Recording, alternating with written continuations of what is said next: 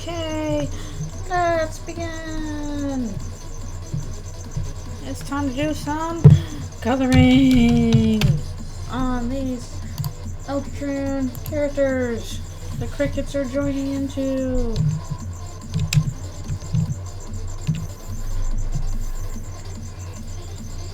We try and figure out what color we're gonna make everything. Always do base colors first. Let's do that.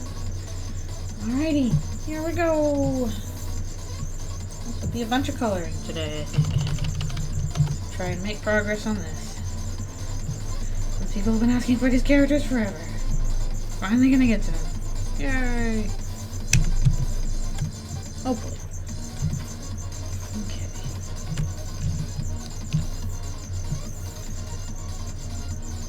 She's got red hair! Of course she does. But not like purple red hair. Sadly.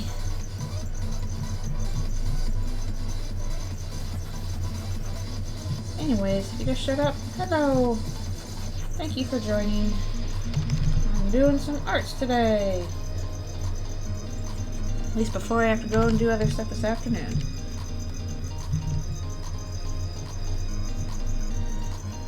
And the crickets have joined me for this art stuff. But of course they have. I need to make sure I look at more reference as well for some of the colors here. Let's see. She's gonna have like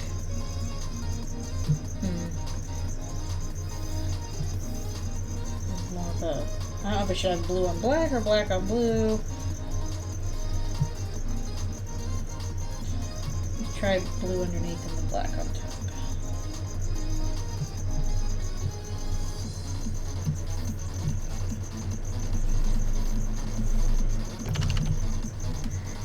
Hello, thank you for coming. Things are fairly okay, although I've still got that stupid lightheadedness problem. I thought this would have gone away by now. It's not that bad today, but it's not invisible either. And I've been trying to get enough sleep and stuff, so it's really kind of annoying that it keeps popping up. I do not want the lightheadedness anymore. Hello, thank you for coming. Hope your day's going well. Let's see. I'm trying to work out what color we're doing. Undyne here.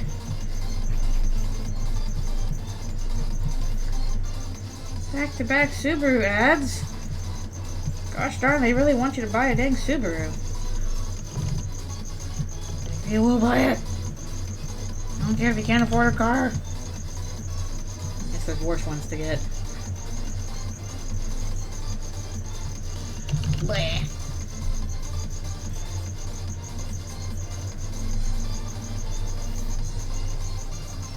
Keep seeing these stupid ads on Twitter that are like, we buy worthless NFTs. I'm like, so you buy NFTs then? You buy all of them. They're all being bought by you.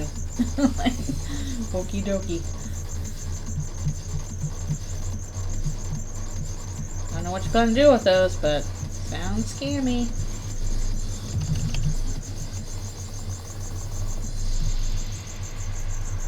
I always feel like I'm kind of bad with costume design, so we'll see if these come out halfway decent. But I'm basically going to do all of the regular coloring first, then we'll go back and do shading, which hopefully shouldn't be that hard on these guys.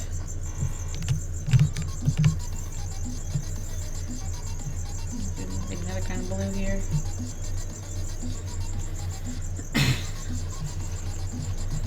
Yeah, I finally finished Spirit Fair. It was very good, but it's also sad. I cried. I don't know if it's more fun to watch or more fun to play, because it was definitely a management game, so it's a lot of me going, I gotta go do this, I gotta go do that, I gotta go do that. But next week I'll be doing Undertale Yellow, which a lot of people have already played, so I don't know, maybe people will tune in and be like, don't do that, in case I'm going to do something stupid. But yeah, I'll at least be able to start next week. I don't know if I'll be able to finish it before I have to go on Christmas break, but at least I can start it. I have it downloaded, so I'll be ready to play. Yay, I'm glad you're done with finals. I'm glad I don't have to do finals anymore. Goodness gracious. Tackle those finals.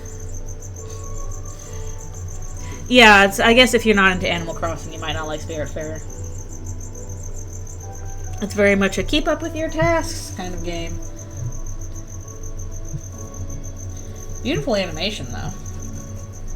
I really like the animation in it. Kind of this, like a, you know, kind of French 2D style, if that makes sense. Very flowy. Yeah, I like all the character designs and all that kind of stuff. Wait, no. It's supposed to be black.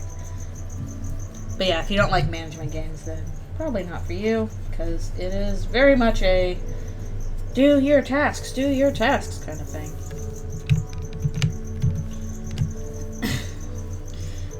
Yeah. It'll be at the usual time. I have it downloaded. I'm guessing I'll probably be able to get through Undertale Yellow in like, 2 to 3 streams if I stick with how I've been going so far, but I'm afraid it's going to be split up between when I have Christmas breaks. I'm not going to, like, for about 2 weeks I won't be able to play, mostly because the Wednesday before I fly out I'm just going to have way too much to do prepping for my flight to play that, and then I'll be gone for a week while I'm visiting my family, but I can pick it up again when I'm back. What's after Undertale Yellow? I'll probably have to do a poll on that, because I have a lot of options for it, and I'm not sure which one to do next. I'll probably do another poll on my Tumblr and Twitter. Oh, thank you. I'm glad you think so. Expressions are fun. Yeah, hopefully break will be good. I feel like I definitely need a break. Probably been going through too much. I need some time to decompress and, what color should Undyne's eyes be? Probably, I don't know if I should do probably like a kind of a bright brown, orange, I don't know. Yeah, so I need some time to spend with family and decompress, because I'm a little bit stressed. Even though work's not going too bad or anything like that, just all this other stuff. Okay. And I'll just be gone for a week. I can do her spear.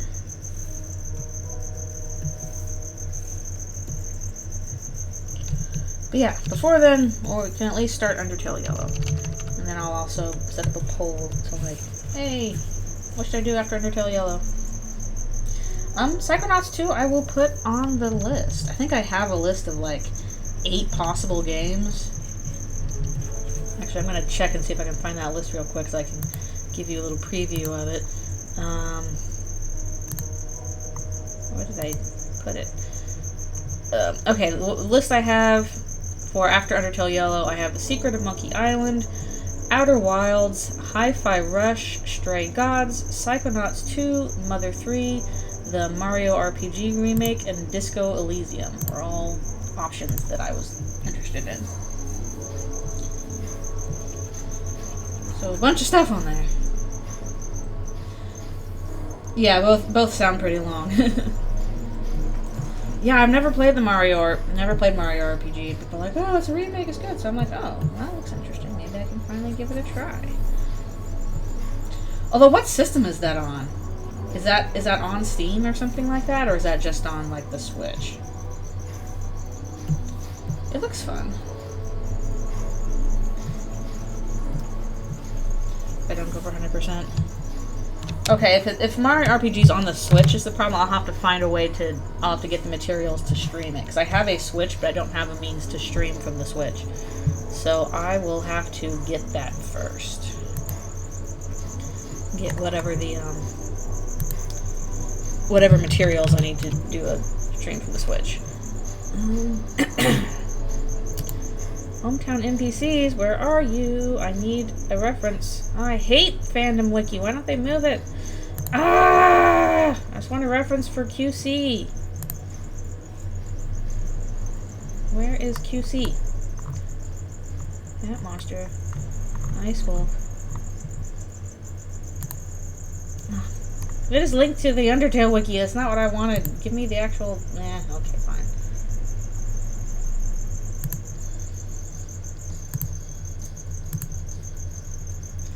Hold on, I'm gonna move this over.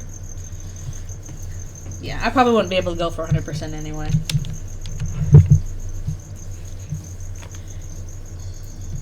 Yeah, no, I like the first Psychonauts, so I'm sure I'll like the second one too, even though I'm also sure that I will suck at it. Because you saw my skills, but I will go through it anyway. Because I want to try it, because it looks fun, and I like the designs a lot. So that's why it's on the list. So yeah, I do want to try Mario RPG as well. It's a matter of, okay, I need to get materials to stream from the Switch. Whatever that may be. Because right now all I have is like, you know, I can stream from my computer using OBS or just my PS4 using the built-in stream stuff. It's very bare bones. I don't have fancy stuff. Yeah, the meat circus from Psychonauts 1. You saw how I failed at that. Like, I can't get over this burning net. Ah! I did it eventually, but good grief. That took some tries. That took a bit.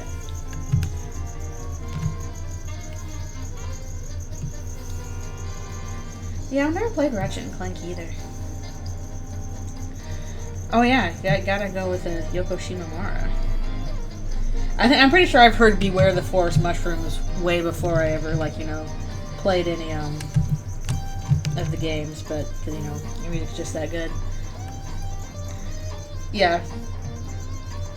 Good stuff, good stuff. Okay. So that's my options, and we'll see what the poll says, because I'm open to all of those. They all look good.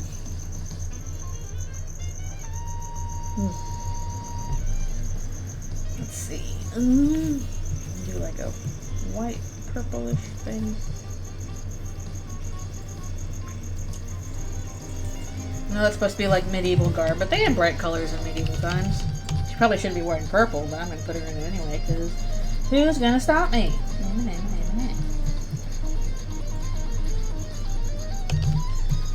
Can't go wrong with Yoko Shimomura, though. Hello, hello. Thank you for coming. We're coloring some characters today. Just doing all the flats first, and then I'll go back and do shading.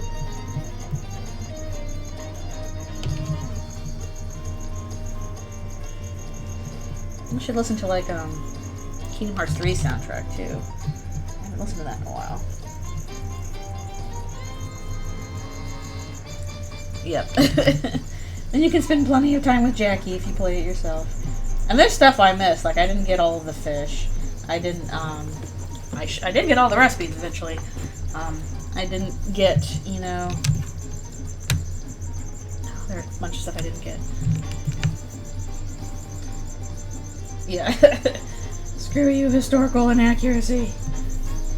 Honestly, I don't think any of their clothes are historically accurate anyway. Like, I'm sure they've got, like, stuff that, they would not have had at that time period. Like, I don't know, buttons or glasses, whatever. Who cares? It's fake. It is not striving for historical inaccuracy.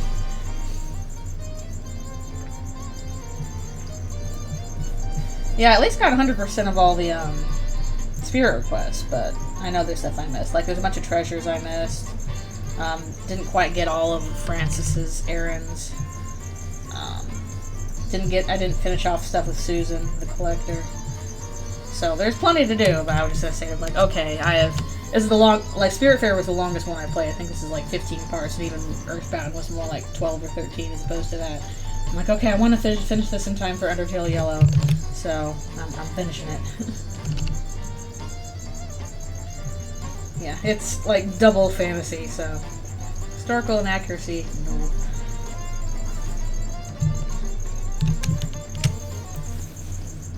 Hello, hello. Thank you for coming.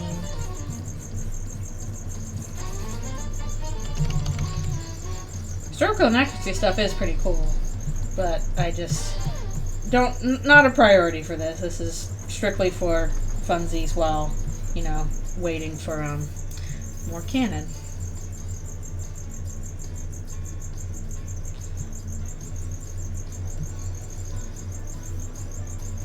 Yeah, exactly. I'm sure, I have a friend who is a costume designer, so I'm sure that she would balk at that, or they would balk at that, because very, very important, you know, that's your work.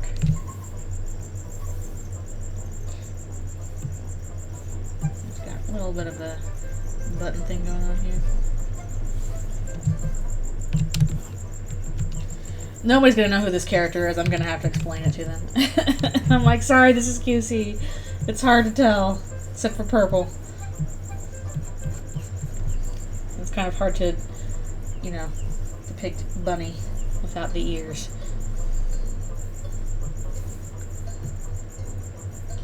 But yeah, I'm excited for Undertale Yellow. Everybody's played it so far. It's been like, it's really good. So I'm like, yay! Thank you!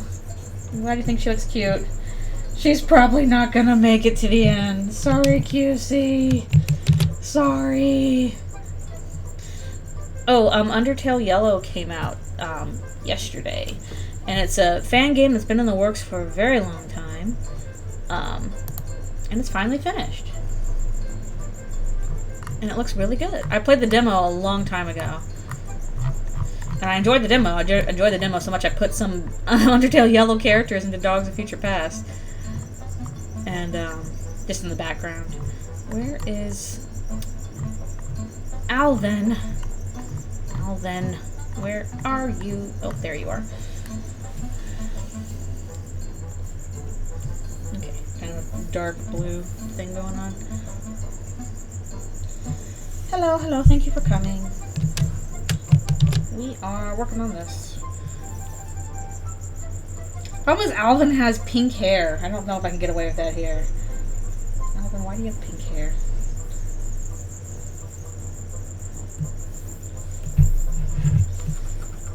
Oh, that's too pale. Ugh. I don't like that. That looks a little bit more natural. Really. Got the big nose. I don't think Father Alvin is making it out either. Sorry.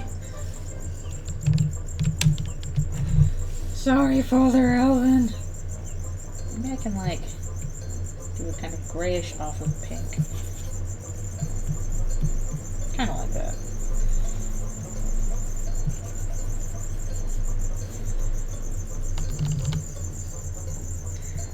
Yep.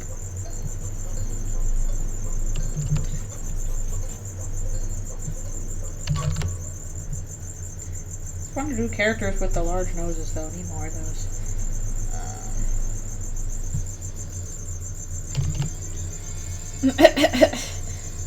Elderly Alvin the Chipmunk. No.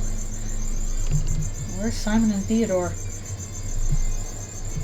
Oh no, watch. He has two brothers named Simon and Theodore. I would be so mad.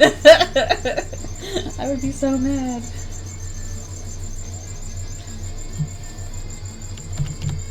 Now the turntables have turned.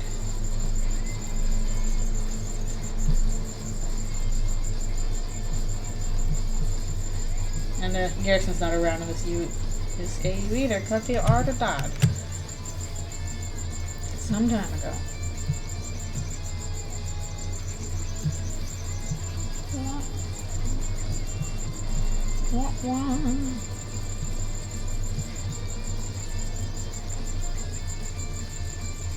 Yeah, that would be a sad time. Alvin, you should know better. But gotta have some people doing that.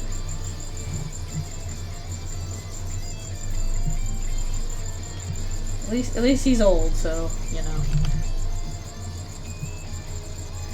Honestly, I probably have him older here than he is in canon. Like, he looks oldish in canon, but I don't think he's this old.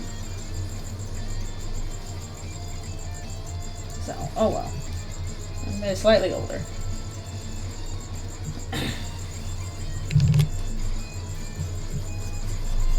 It's easy to color in that sense. Statistically speaking, yeah. It's just one of those, okay, who's likely to do it, you know, aside from, you know, the mayors, the holidays, and the dreamers. Christmas Ralsei!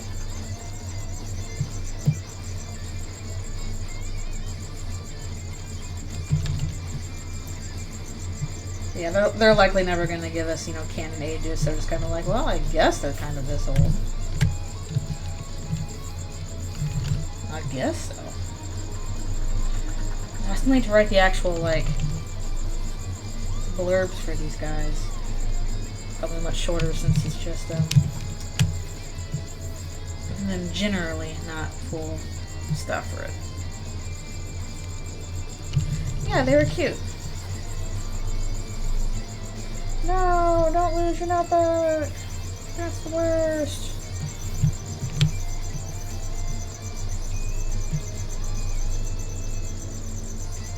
Yeah, that wouldn't make sense.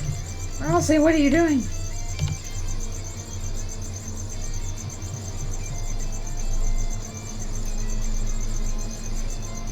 And hopefully next time I do a art stream, I'll be able to work on the next comic, which I'm still in the middle of, but I'm only still towards the beginning. I'm just working on the backgrounds for now.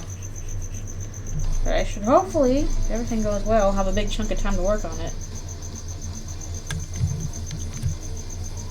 Well, no, I hope you find your notebook. It's gotta be around somewhere. But I hate that feeling of like, I lost the important thing. Kind of thing. That is very much not fun.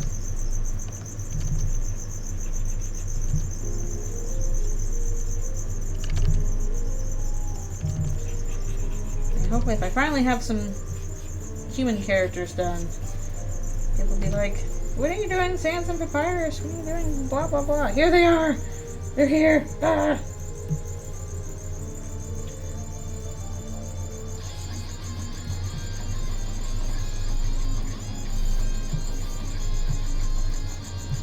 I miss the elves that I drew for this one Christmas story project that never really quite got off the ground. Started some stuff for it, but didn't finish it.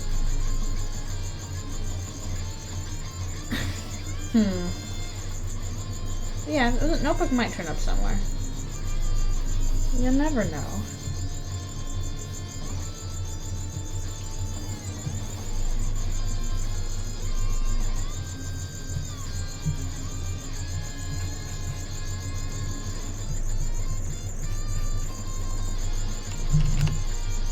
You never know. Okay, here we go. Start of that. Yeah, 2 out of 3 people on this page not making it to the end. Oh no. Oh no.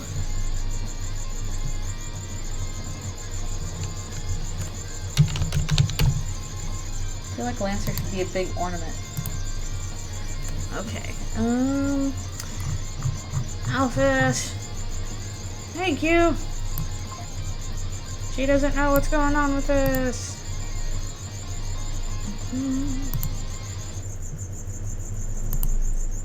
Alright, try and match her colors. It is hard to figure out her hair. I'm like, how do I do her lizard spikes? No.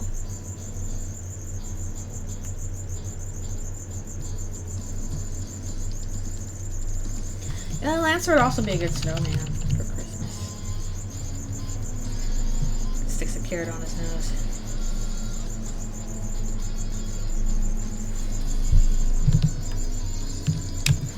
And she's gonna have like some green going on in her outfit because that's what she's got in canon.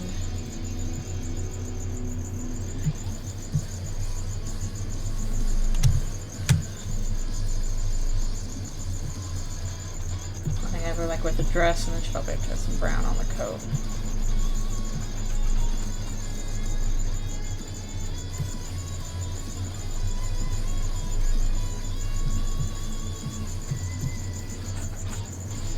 Okay. Poor Albus doesn't know what's going on.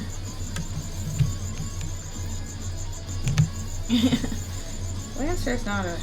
he's just a spade. He's just a bouncy boy.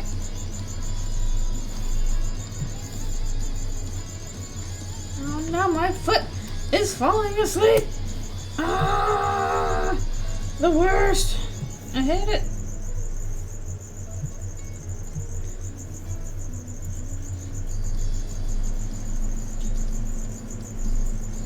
Well, Christmas is certainly intended to be religious.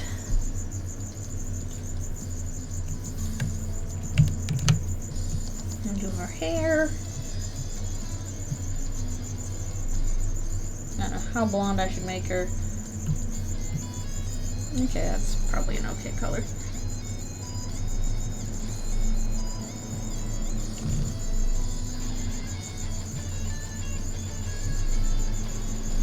But no, why are you falling asleep? I don't like you! No!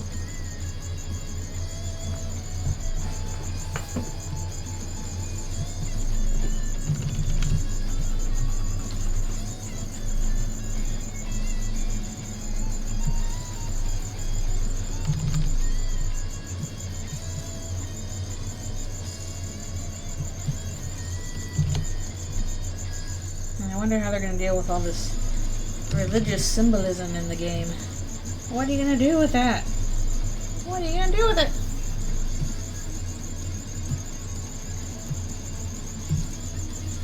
No, let's this way. Well, if you want to go, Sunday's the day to go. You probably shouldn't be watching me streaming then. Okay.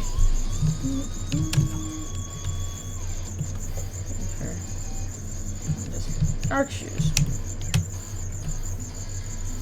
Yeah, even I picked the wrong thing.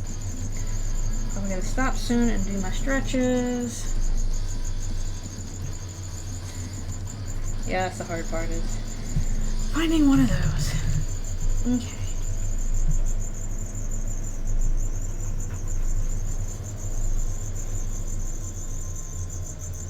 Let's see, and then she has kind of like a darker green coat over this one.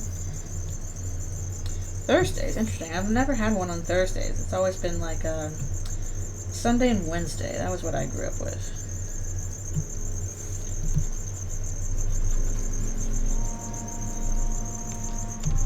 When I was a little kid, we did Sunday morning, Sunday evening, Wednesday evening. It was a lot. Plus, you know, you got VBS and all the other extracurricular Bible stuff.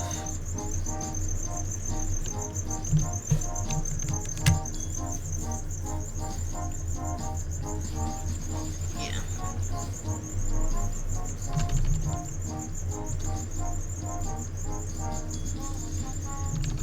Yeah, I think there's a lot more nuance to it than, you know, happens. And it just depends, because, like, I have queer friends who did not have positive experiences, largely because of their family more than anything else, and then had queer friends that have had better experiences, and a lot of stuff in between, where like some people in the church are like, that's fine, and some people are not fine with it, and you gotta balance it, and it's a little bit fraught, a little bit tense sometimes, which sucks. It should not be that way.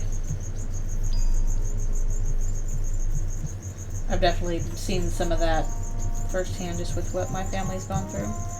Because both me and one of my siblings is queer of some flavor. And also, my parents are very involved in the church and outside of it too. So, and they are, you know, accepting of both of us, but because of their church leadership positions, makes things, again, a little bit fraught. It's tough. It'd be nice if it was all like, don't do this, do this, but oftentimes it gets a little bit crazier than that.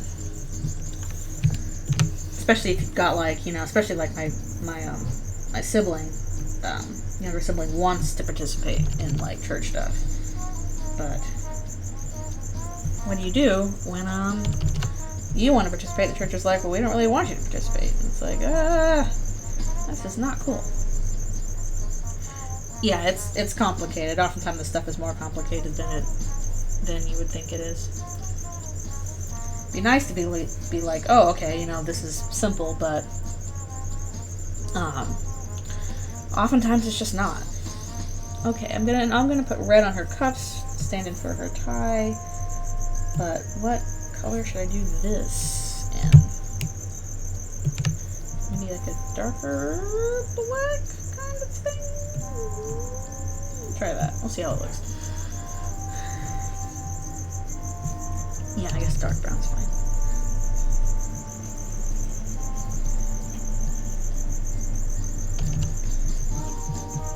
I was like, you mean in another universe all of these monsters are my students? I don't know how to feel about that.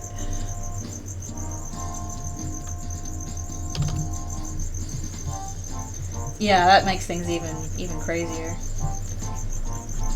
When you've got trans folks involved. I mean, yeah. My church has already gone through, the church I grew up in has gone through some tough times because basically they're trying to figure out, like, whether or not to allow women to do preaching, basically.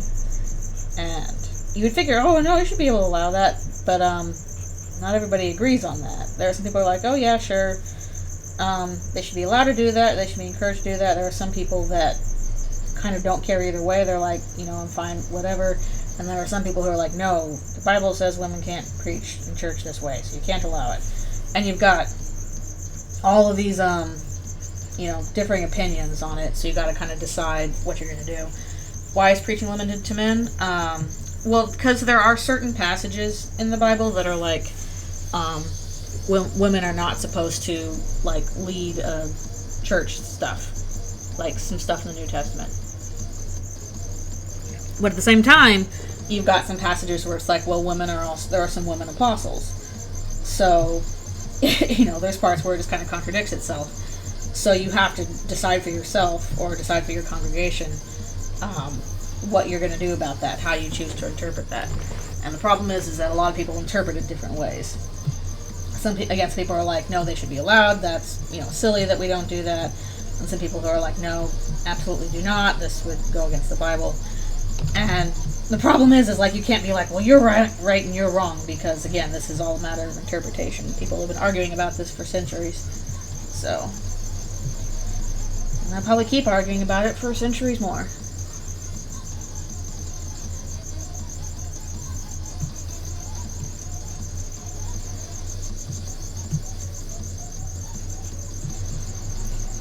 And some churches, like, they have, like, a hierarchical structure where, like, there's basically a government body that's like, we decide what you're going to do and don't do. But, the church I grew up in, pretty much every individual congregation decides that for themselves, so you can have kind of this wildly varying, I just realized I need to take my break. Wildly varying interpretations.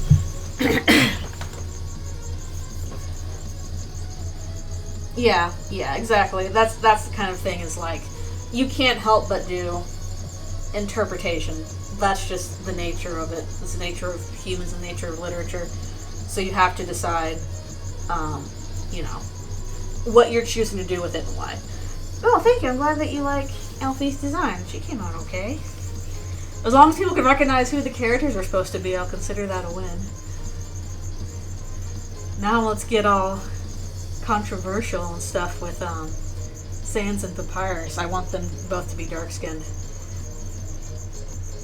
because they got kind of like that kind of curly hair that's pretty short,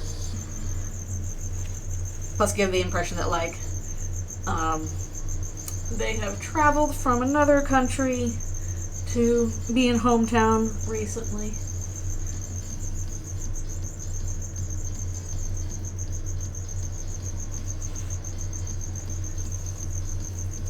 Yeah, and it also depends on, like, how you interpret the text in general. Because people are like, it's unchangeable, it's infallible, you can't change it, that's a people thing. And some people are like, hey, it's already been changing, it's been changing the whole time, because it's also literature. You have to consider context kind of stuff. So, and those are just two different ways of looking at it. Yeah. A lot of people interpret Sans Papyrus as being very, very white boys, and I'm like, nah, we don't have to do that. We can do other stuff. As long as the idea comes across of, like, who they are personality-wise, that's what matters to me. Yeah, it's multiple translations deep, and you have to be, like, really in the know to read original stuff. Like, my dad, for example, he teaches this stuff, and he can read ancient Hebrew. Like, he has a Hebrew Bible, because he learned how to read Hebrew. But that's not most people. And that's not most languages that the Bible is in. It's also in, like, Greek and Aramaic. So, Sans speaking Spanish in a really deep voice. Alright, I'll be right back for one more stretch. I need to take care of my wrist.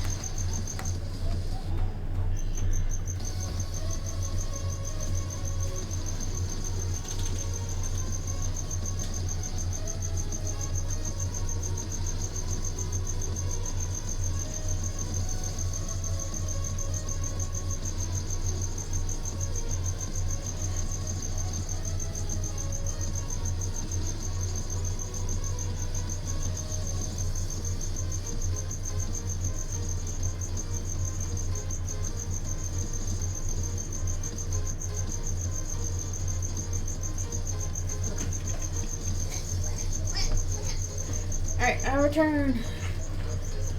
My wrist is a little bad today. I could give Sans gray hair. I was going to give him dark hair, but he could have gray hair too. Papyrus, I think, is going to have dark hair though. Because he's the great Papyrus. The problem is we don't have a canon Deltarune version of Papyrus clothes, so I can only go off of the Undertale ones. Where's Sans? Where is Sans?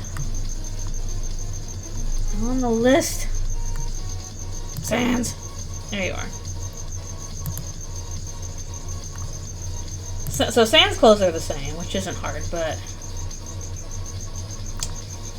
yeah, we're gonna have to look up Undertale Papyrus because we don't have a Deltarune Sans yet. Where the heck are you, Deltarune Papyrus? Why are you not showing up?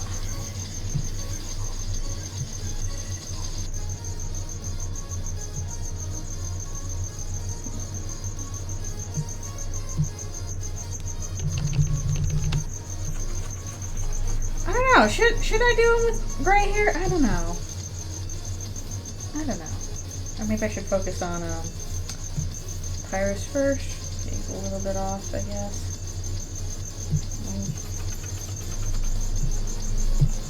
I have, like, bone clothes.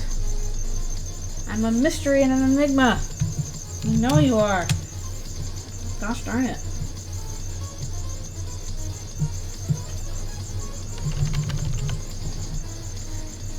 You stole her Spanish Bible? No, don't do that. That's not nice.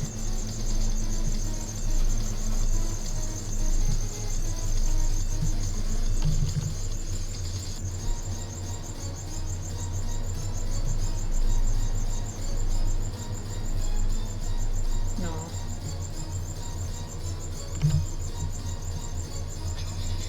I just realized I didn't paint all the way down. Pay attention, self.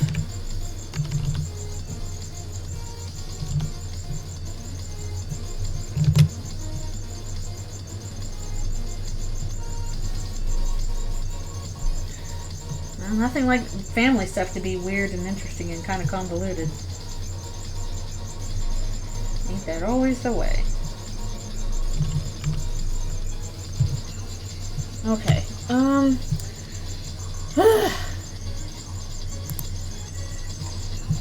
Okay, we're gonna look at Papyrus's clothes. That's all we can base it on. That's all we got. That's all we got for him.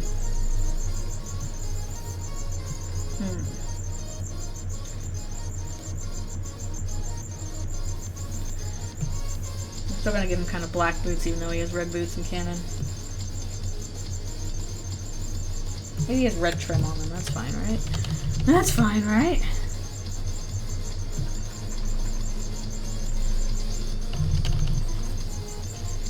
Also, another one. No clue what Mayor Holiday looks like. That's all going to be big old guessing. Guess, guess, guess.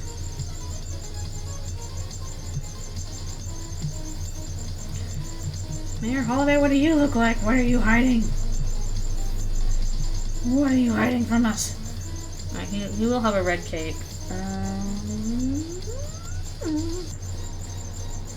Guess we'll do like kind of white for most of them. You'll have big, shiny stuff.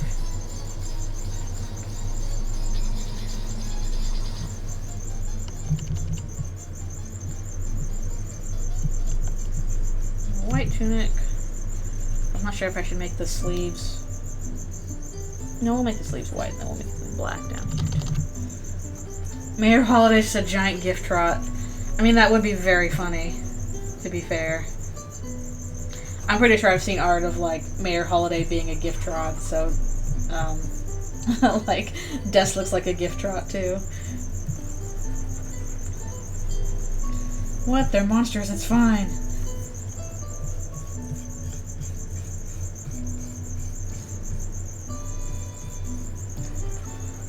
But I'm sure she'll probably look closer to Rudy as well. Probably.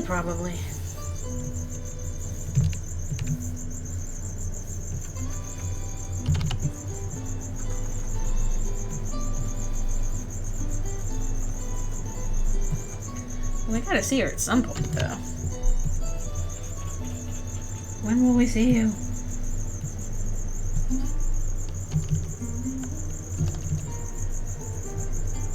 Stuff that keep being secret from us.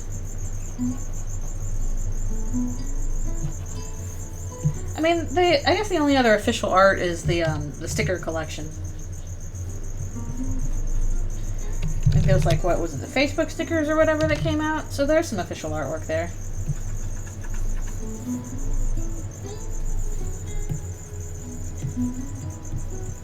Speaking of Bible stuff, the Papyrus looks very biblical with the white white cloak.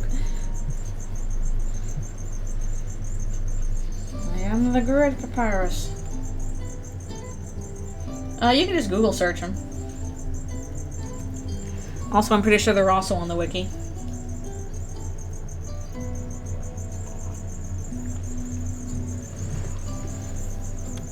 Not hard to find the stuff if you know where to look.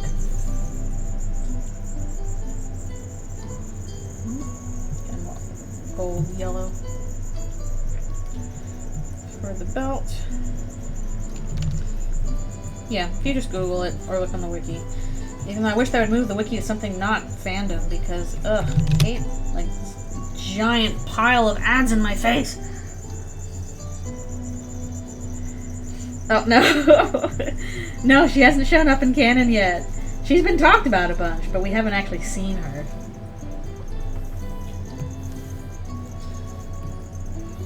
And plenty of people have already, you know, tried to, interpret her the best we can. Based on what we know. Which isn't a lot, unfortunately. So she's the mayor, and she's very cold. And harsh. She's always in her office. In order to get her out, we're going to have to cause some kind of catastrophe. Chris is like, I can do that. I can cause a catastrophe. Here I go. Alright, do a little bit more yellow trim.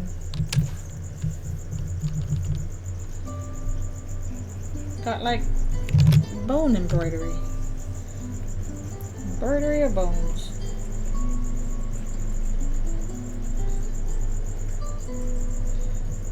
I feel like I'm coloring outside the lines here. Whatever!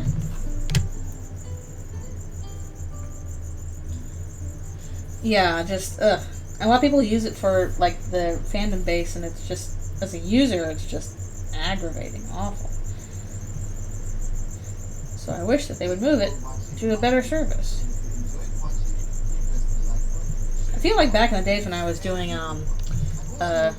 roleplay games, and, we had, you know, big wikis for our games. Oh yeah, that's capitalism, it always is. There was some different kind of wiki service we had that was a lot more bare bones and just a lot better overall.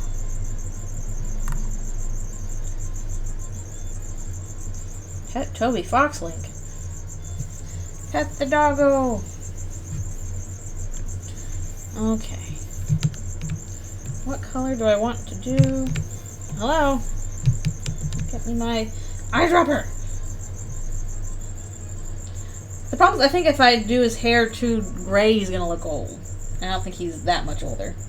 So we'll just do dark hair for him.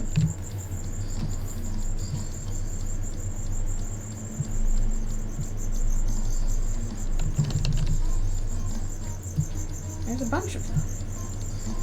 So why is everybody using fandom then?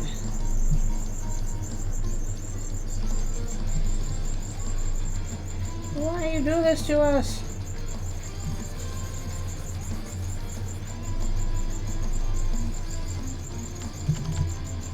I guess so. People go with what they see first. And that's usually what I do too, so I can't even blame people for that. That's how they get you.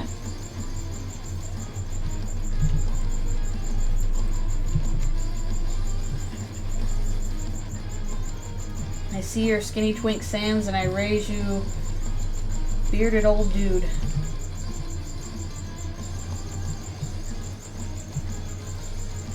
I'm just a joking guy. Oh, that's good. I'm glad that they enjoyed it. Yeah, it's probably the easiest one at the time, but good grief, it's just loaded down with ads! Ads. They never stop.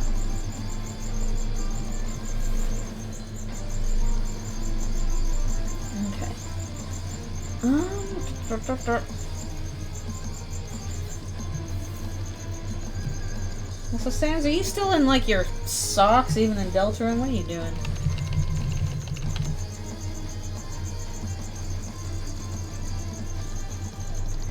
Okay, I'm gonna do a little bit darker.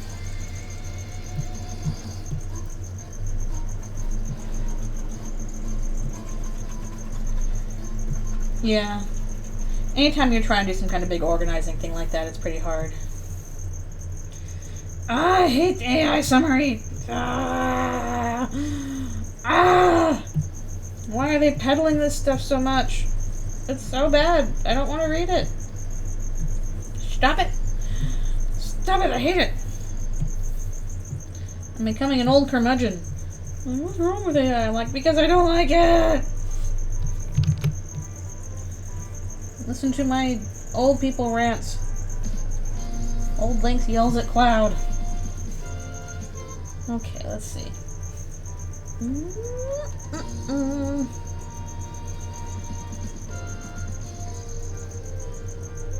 Trying to figure out how I'm doing this. He's gonna obviously have some blues. Maybe like blue stripes going on.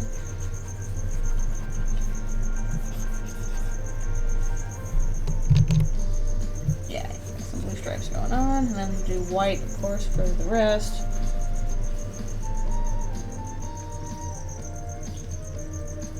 This information could be correct. Ugh. Someone's pointed out, AI stuff is basically you mashing the predict text key over and over again. Very fancy predictive text. I don't want fancy predictive text. I want correct answers. Accurate information.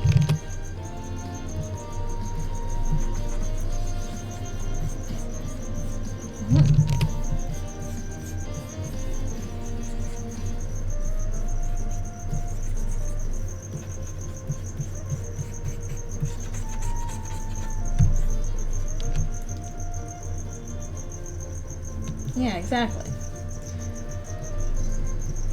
The whole point of art is that somebody made it. I want to see what people make, not what they think a computer wants to make. Okay. Oh, should I do his cuffs? Actually, I might do them in dark color so I can make the bones, like, lighter, like embroidery.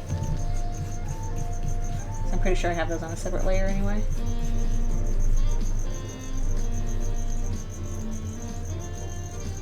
I suppose Hollow Knight's another game I should play. I should try sometime.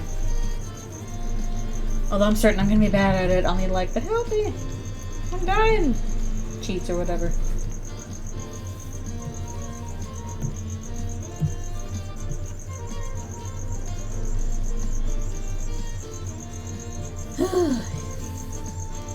I have 4 Hollow Knight players here to help me. The question is, can you help me actually execute the moves? It's one thing to be like, go here, I'm like, okay. I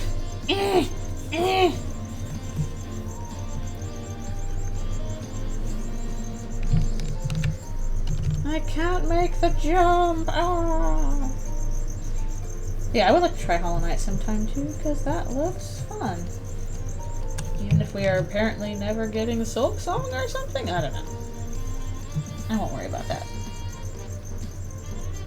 Yeah, it's one thing to tell people like, oh, just go here. And I'm like, another thing to be like, okay, can I actually do it? Yeah, it's the kind of thing that needs practice. Some people are just like, oh, I can do it right away. And other times I'm like, I'm just trying over and over.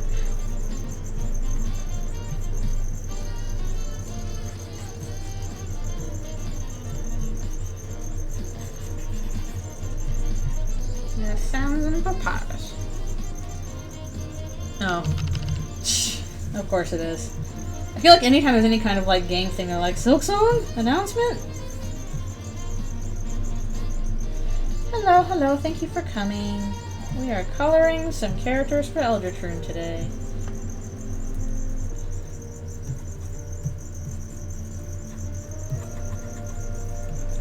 We are going along.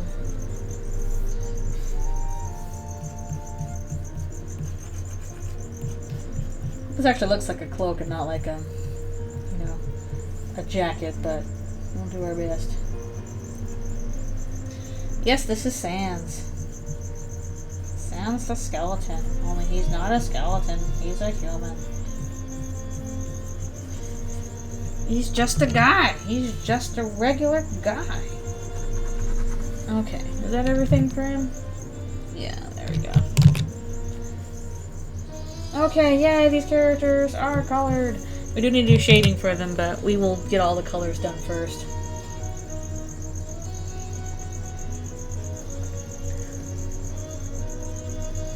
Okay. Oh yeah, share that in the Discord server later, because I'll probably miss it for now.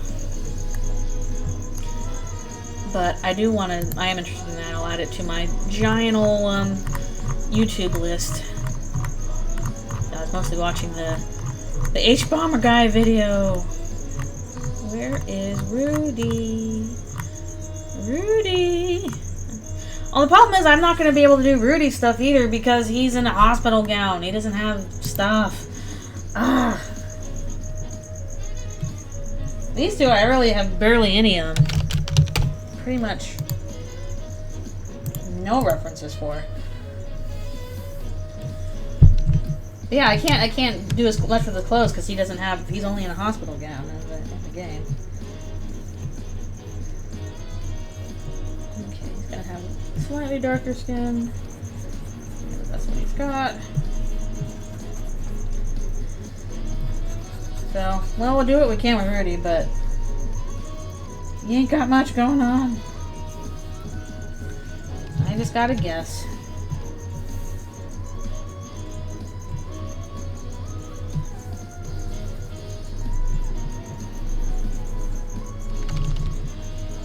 sure what kind of colors I should give his clothes.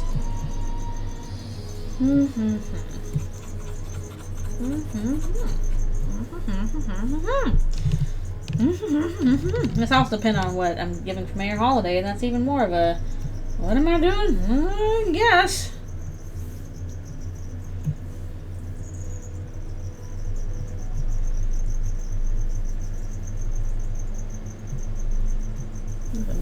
Big old pile of guesses.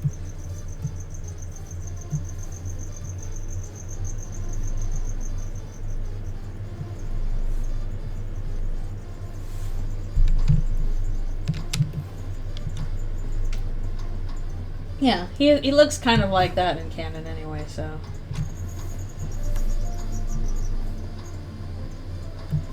Just do that.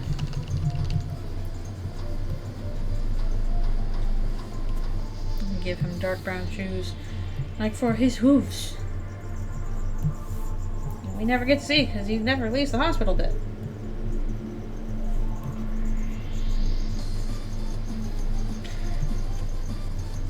Yeah, I have no clue what to do with Carol. It's just gonna be all made up. All made up. All made up all the time. It's gotta look like kind of mayoral. Okay. I guess I don't want to look too much red and green because that's gonna make him look like a Christmas elf. But we can do like kind of a red stuff for him and kind of like a blue-green on her. I think would work. Hopefully.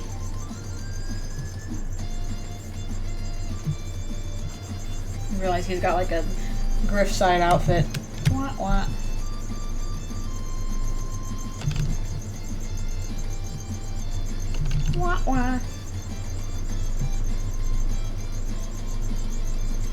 Red and browns for Rudy, and then like blue and green for Carol. Or Clarice. Or Comet. Whatever. Any of those could work.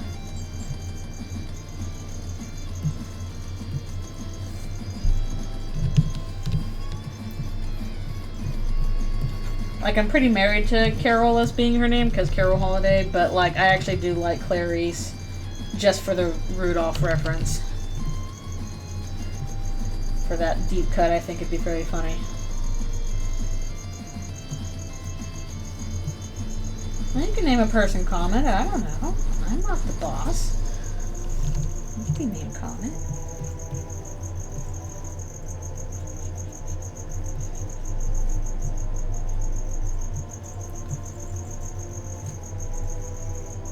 Yeah, that'd be a cool name, Comet.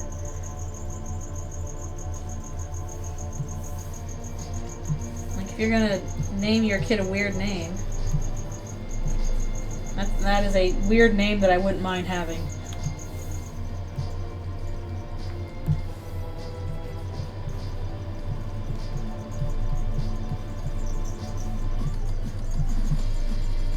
I mean, you don't want to name a kid something that's gonna be made fun of, but, you know. I might be able to scrape by. Kaylee. It wouldn't be the most weird name ever. Name your kid Asriel? Okay. Also, hello. Thank you for coming. Asriel would certainly be a name.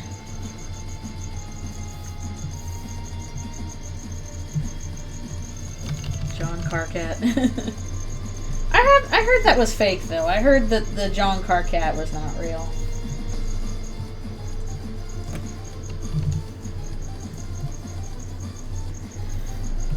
Although I do know that for a fact that some people have named their kid like Kyrie, like from Kingdom Hearts. So it's not totally impossible, but I heard that one in particular is fake.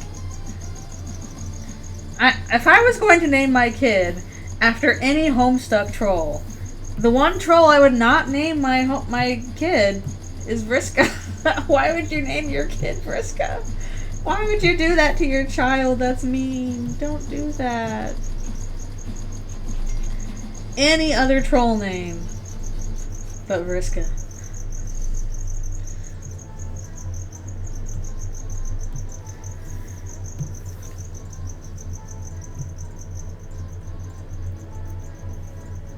I'm sorry, child named Vriska. I'm sorry that your parents would do this to you. Maybe they got a nickname later. No, Naruto.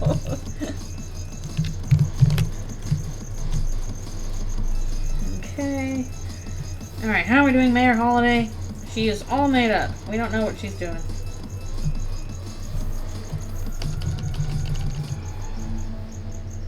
Also, Mayor Holiday's not making it to the end. For probably obvious reasons.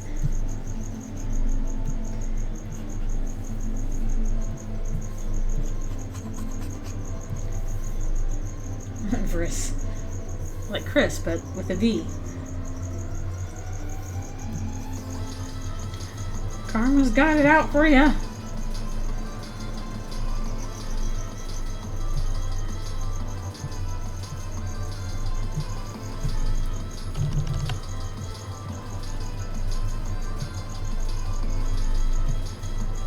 Gotta plan that whole speech.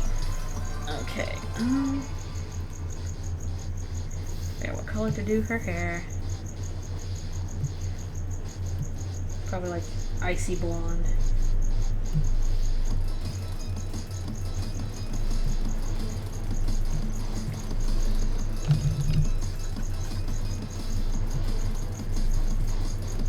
This is kind of more dishwater blonde, as they would say. Which, that's not a nice name for it, but, Now what? Now what? Phone? Advertising to me through my texts. Brr. This is the kind of blonde that turns green when you go swimming. She's supposed to be icy. She's icy and cold. She's chilly.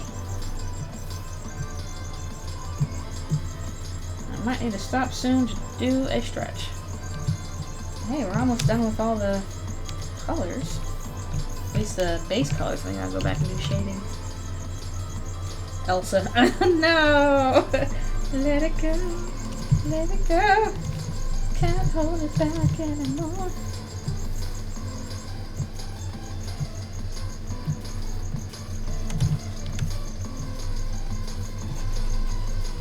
Okay, once I get down this color, I'm gonna go take a quick break, stretch break.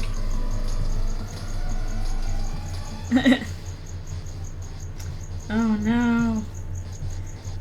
She can't do it.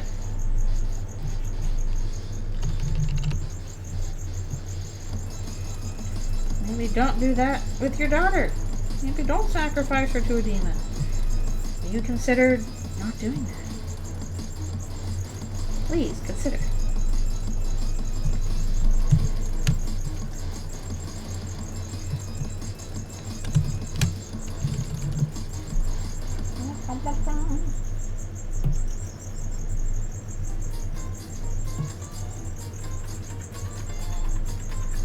Once again, I probably will at some point have to do more scenes with, you know, human characters in the light world and try to think of like which ones to do. I can do obviously do some more with Asriel, but I like okay, I probably should do at least one scene with more human characters like these, like the other cult members. And then I'm sure somebody will want to see Sans and Papyrus at some point, or at least Sans. Well, goodness knows we don't know what's going on with Papyrus.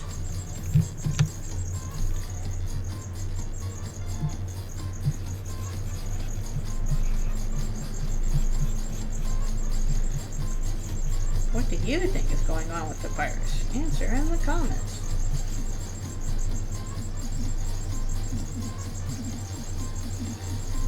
He's being a sneaky sneak.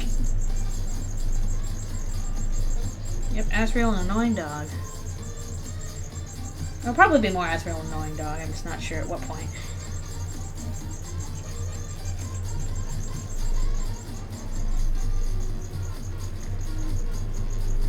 Okay, we're almost done with this, but come on. I need to take a quick break to stretch and also Get orange juice. Error Ace Azrael and Annoying Dog. Together, they are the duo. I'm pretty sure I outlined that in a previous ask, how he got to that point, but it was like a bunch of steps of him investigating one thing, which led to another thing, which led to another thing, which led to another thing. That's a lot of asking questions. I should have written down that ask. Or better organized it. It's too far back now. I'd have to really dig through it. Yeah, I would have to go back a long ways through it, I think. Which is a little annoying. Organization! Ah! It's helpful. You remember to do it. Crickets are like, we don't need organization, we just need to chirp really loudly. Like, there's some other things I was looking for earlier. People were like, can you draw Eldritchrune characters with their favorite Pokemon? And I'm like, okay, I know I answered in an ask what Pokemon they would have, but I can't find those asks now. They vanished into thin air. And it's going to be a pain in the butt to search through all of them. The crickets are screaming again. They're always screaming. If they're not screaming, it's because it's too cold or not enough of them. It would be awkward, but again, Chris can command them. Chris can be like, hey, don't eat that one. Eat this one instead. And they would go, okay.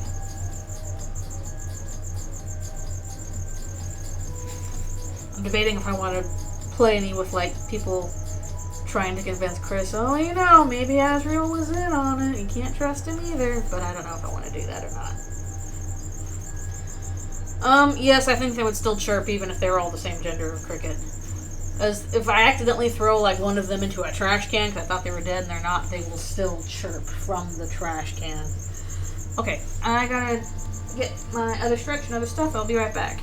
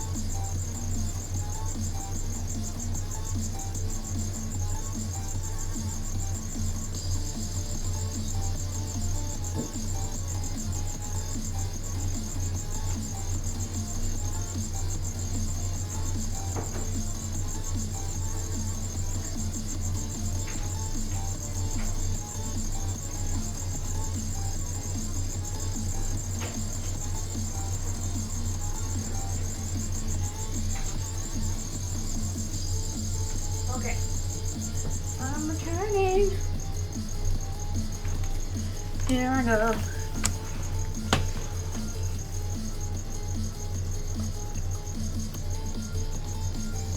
Let's see.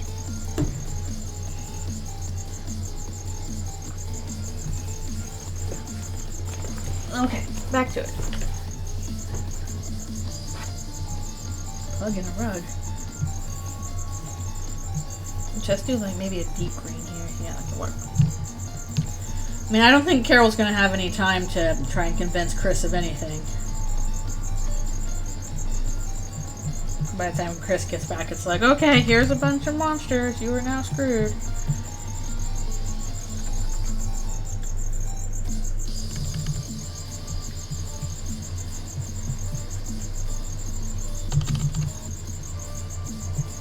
Yeah, unlikely she will even get to personally see them.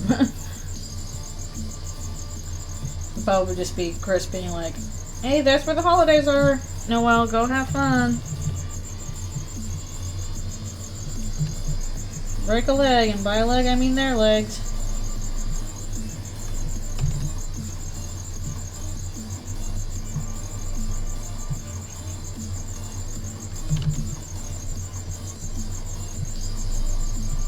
And I gotta work out if there's other scenes I can do with them. I mean, Rudy's gonna be there too, so yeah. But she was mostly asking after. Mostly asking after the mayor.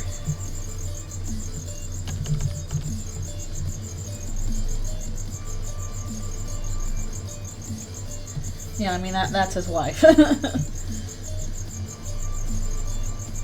Despite everything, he does not want horrible things to happen to her.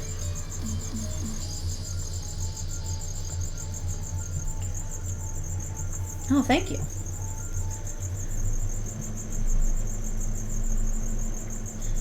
Glad these are coming out okay.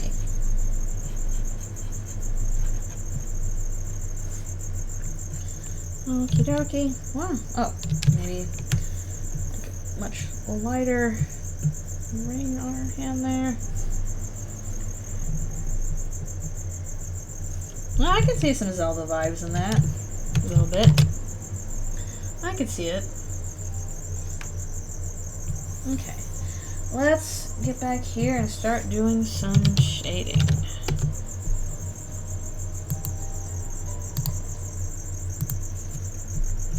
I'll probably just use like the same multiply layer on it.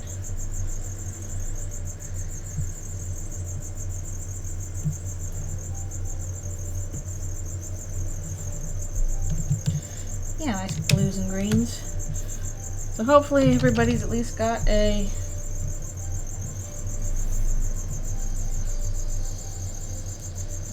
decent color scheme going on.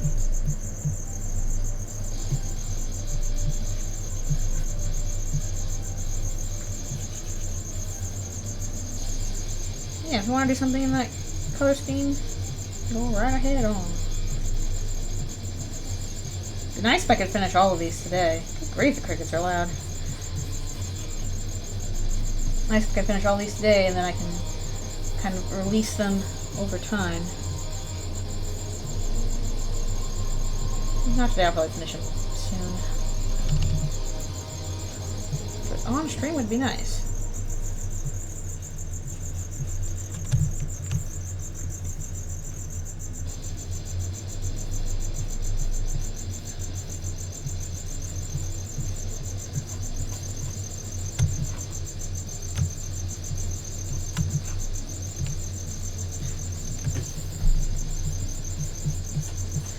Also, I don't think Undyne's gonna die, but I think she's gonna get severely injured.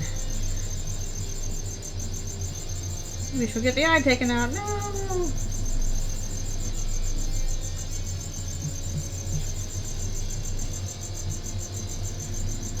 She's already kind of got some scars over there, so I don't know if she needs more.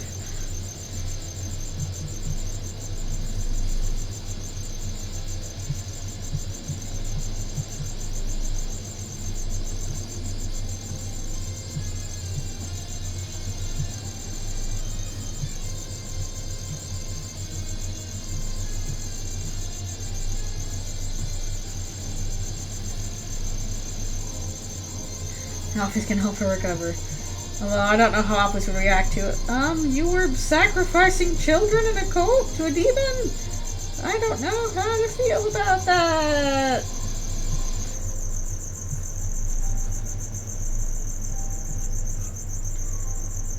This is putting a bit of a damper on my crush on you. For these characters, you know, I'm looking a little bit at what canon stuff can give us. But, you know, it has to be like, okay, it has to be okay for the character and decent enough for the time period, so it's a lot of guessing. A lot of guessing. Trying to do stuff based on canon. But, like, again, with Rudy and Carol, we can't even guess because they don't have anything. I don't know when I would have time for a redemption arc for Undyne, unfortunately. My thoughts were literally like, she sees the mayor in trouble, is gonna be all like, I'll save the day, because I'm super cool and strong, and Noelle kind of gives her a kick, and she's out because, like, it's giant, horrible eldritch beasts. You can't do that much. Alphys likes her girls bad.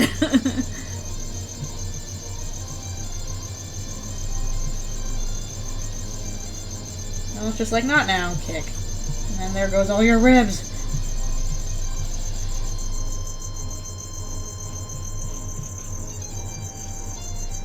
I don't know if I like it very much.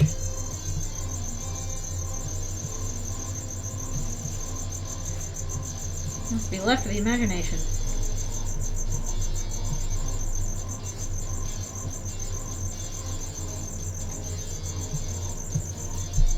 Have I broken a bone? I have never broken a bone. I have sprained a bone. Basically, when I was younger, we were in London for a thing, and my little brother and I were doing some horseplay on top of a bunk bed. Shouldn't have done that. And I fell off the bunk bed and onto a chair. By the way, it's the top bunk bed, not the bottom. And, it hurt pretty badly. I went to the hospital. It turned out I had badly sprained my wrist, so I had to have it in a sling for a while. But I don't think I've ever broken a bone.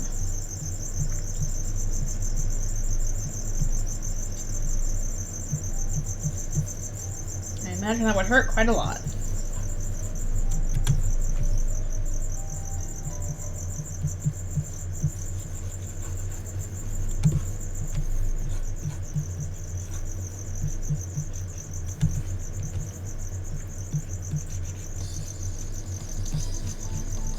I'm trying to think what the worst injury I've ever had is. I'm not quite sure.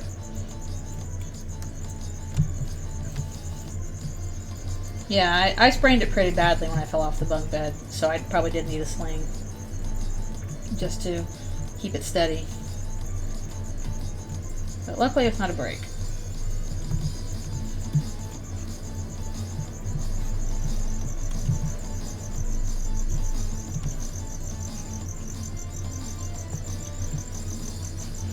I am a soft person who does not engage in much physical activity, so I probably just don't expose myself to many opportunities to get my bones broken. I'm sure probably when I get older and, you know, I just trip down the stairs or something, that's when I'll get a broken bone and it'll suck. Ow! That sounds bad. I would not like that.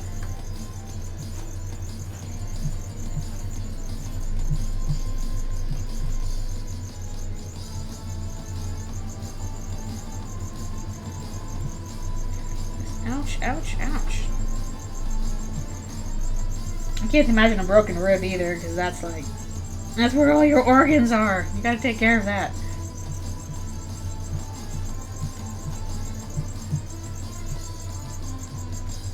Well, not all your organs, but a good chunk of them are there. Oh boy. Going home and watching VeggieTales. VeggieTales will make it better. My mom was dealing with that a bunch recently because she broke her collarbone when out walking the dog. And that took a while to take care of. Needed surgery because it, like, was broken in many pieces. And I was like, ah, that sounds terrible. And collarbone's important. Exactly. That's what the ribs are protecting.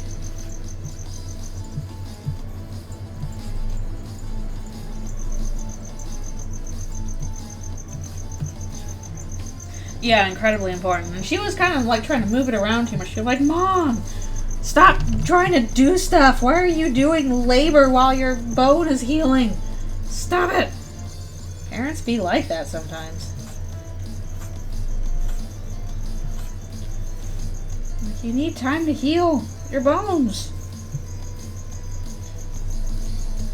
Yeah, it's just one of the things that's kind of sucked. Like, she was out walking the dog. That's on this big mountain area that's close to our house. And all of a sudden the dog must have heard or smelled something because he turned really suddenly, like jerked to go look or smell something. And my mom lost her footing on the path and fell onto like some rocks and broke her collarbone. So, really bad times. And you know, the dog didn't mean to, but it's just like, ouch.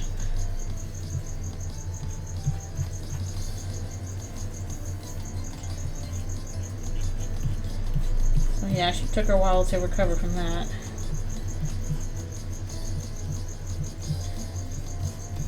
And again, had to get surgery. I guess she had to get like a metal plate in her collarbone to try and like kind of stitch everything back together. Because again, it pretty much shattered that bone. It was in pieces all over the place.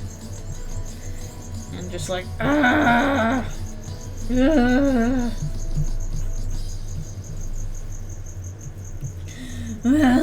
tell our scary broken bone stories. Yeah, it was not a good time, a very bad time. It was the worst of times.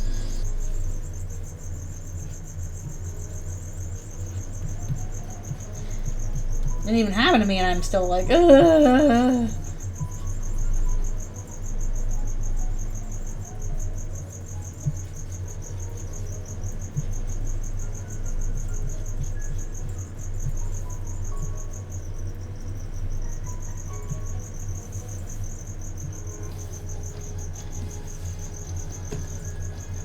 Oh no.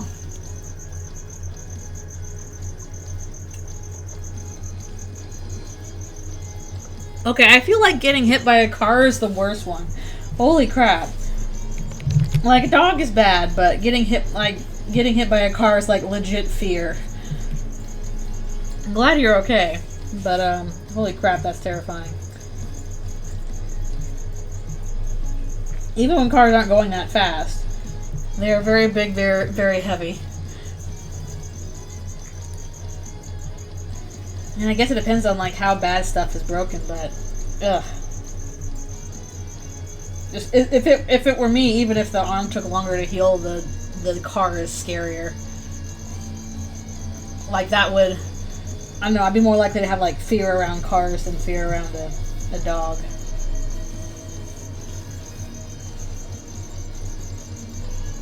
Ugh. Yeah. Lots of owls to be had.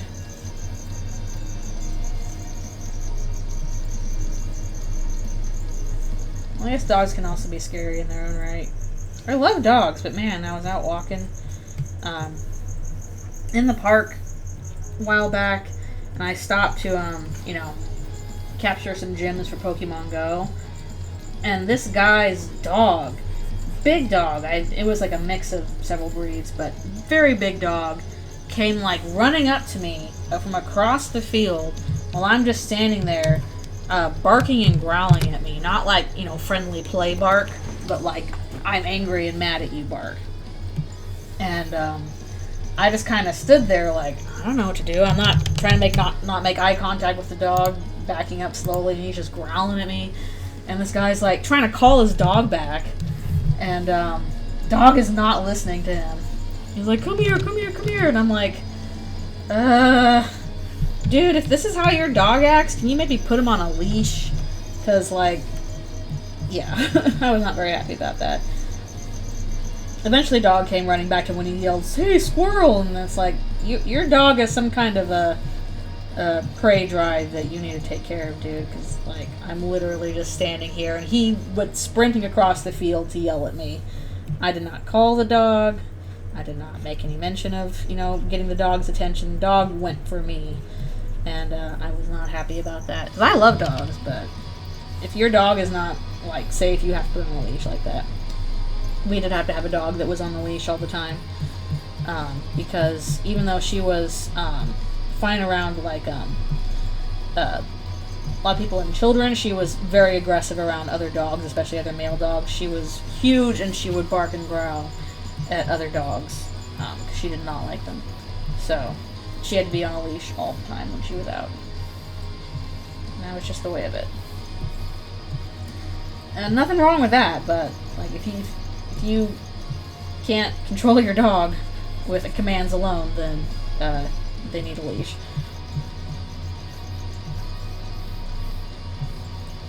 But that was not a fun experience.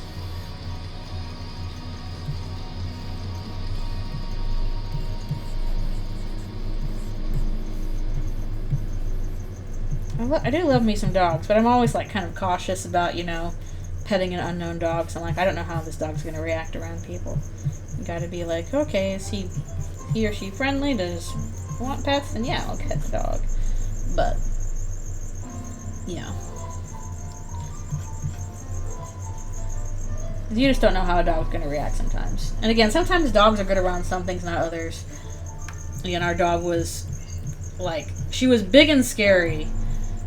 Because she was like part pit bull, but she was very gentle around children. I think that was like the pit bull part was the nanny dog part. Like she was very gentle around children. She didn't want to bark or be mean to children at all.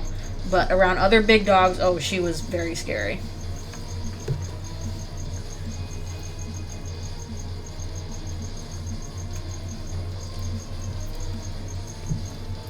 You just gotta get to know your dog, because all dogs are different. They have their own personalities and things that bother them and things that don't.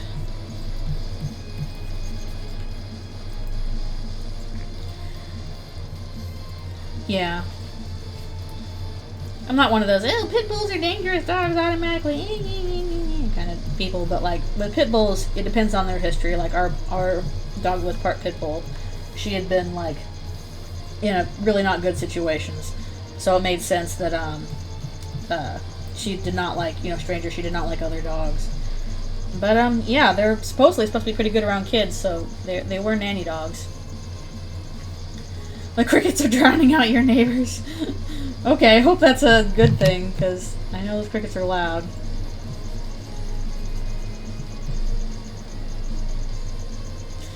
Untwinks your sands.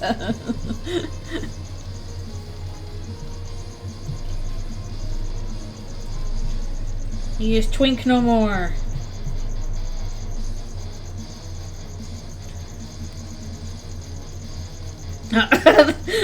the second dog unbit your fear of them. Ugh. I've never actually been bitten by a dog before, so that's good.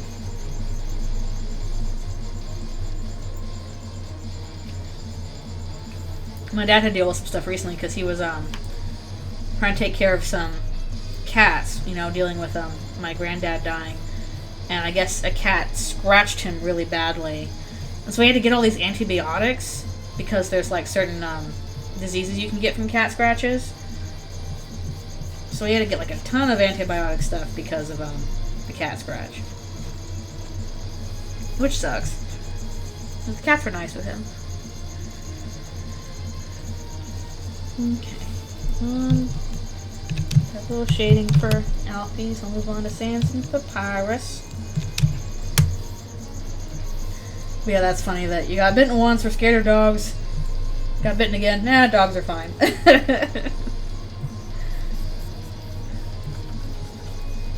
The other dog turned off the fear switch.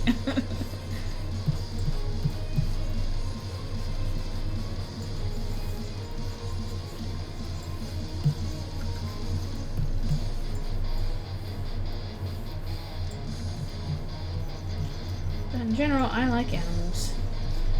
I like dogs and cats. And reptiles and birds. And fish. All animals are good.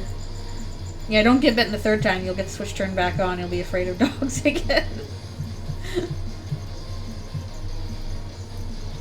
Maybe it depends on what kind of dog it was. Like if it's a little dog or a big dog. Because like a little dog, you're not super worried about it. But if it's a big dog, it's like, oh no, I'm in trouble. They got big mouth, big teeth. Even though big dogs are, in general, more likely to be less bitey because they're like, I don't need to be bitey, I'm big. I don't need to be territorial. I'm the biggest of the dogs. And when I was growing up in the 90s, some of the kids in my class had a whole bunch of like big dog merchandise. I don't know, some kind of brand. Like, big dogs don't cry or whatever. Yeah, I probably should be worried about the ankle biters more. I know they're more territorial than a big dog.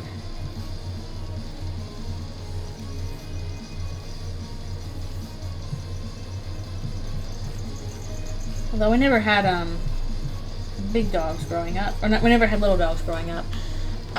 Our first dog was a white lab.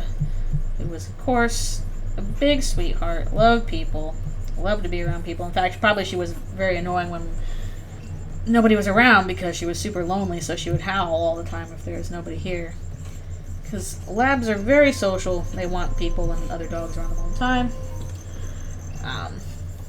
Yeah, we had white lab for a while. It was super people friendly. And then we had our second dog was, the part pit bull, who had some social problems and health problems, and she unfortunately died very early from some problems. But she was a very big dog because she was a part pit bull and part Swiss mountain dog. So she was very, very big.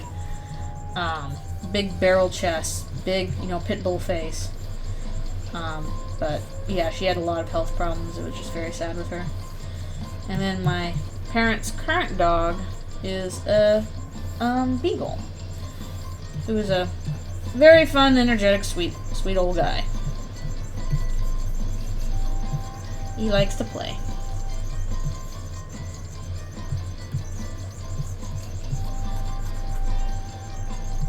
And also, like, the second dog we had was a rescue dog, and there's always, like, kind of a risk with rescue dogs of whether you can, spare the time and the resources they need.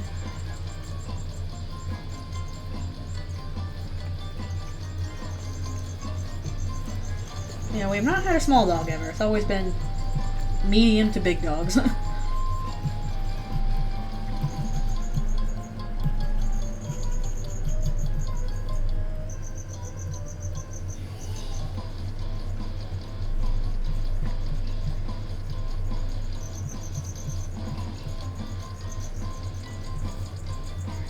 don't know if I can even talk about our second dog dying, because that was kind of traumatic. Probably the most traumatic of stuff that's happened with that. Alright, we're almost done with these guys, and I'm not sure when I should take my break again.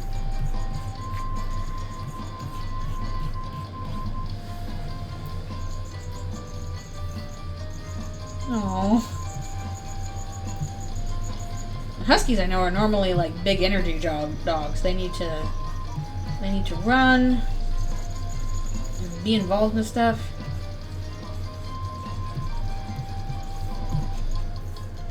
Big energy boys.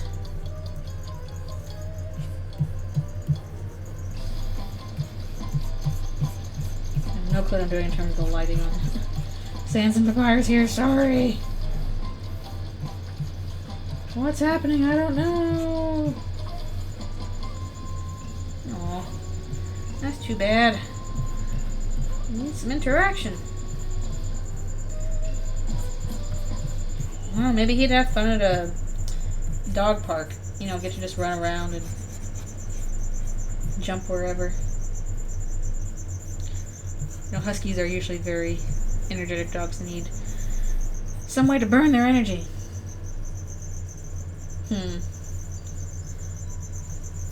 Get puppy friends.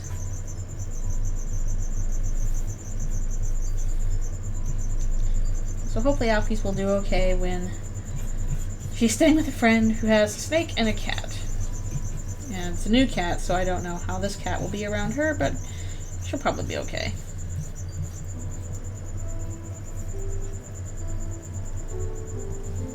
Oh, no dog park, not neutered. You should probably neuter the dog then. That might be a good first step. Like, unless you are planning on breeding the dog, you really should get them neutered. Because they are going to be acting funky about it, because they'll want to breed. Like, we had, when I was living with friends once, they had a cat that they kind of dragged their feet on getting neutered. Until it got to the point where, it was in heat, and, oh my goodness, that cat was obnoxious when, you know, it was heat time. Just absolutely a nervous wreck. So, spay and neuter your cats and dogs. If you're not planning on making more of them, then save yourself the trouble. I don't think that's exactly the same. But thank you, fanfiction. I know, I know.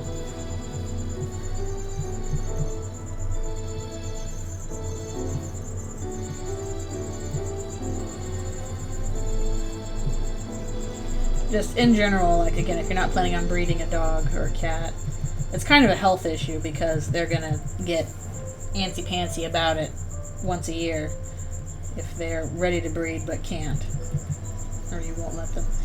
They will get in your face and be a pain.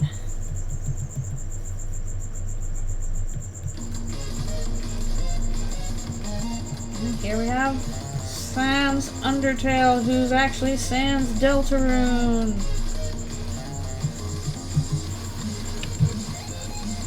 Okay, got some of that. Trying to move it with my little hand. Actually, maybe a little bit here. Might do another shading layer on it too, just to kind of round it out a bit more.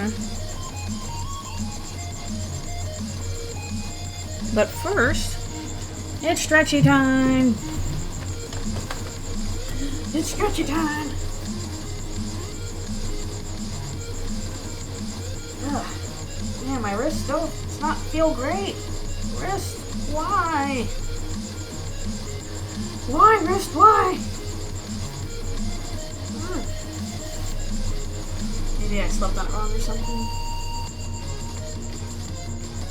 Sometimes that happens.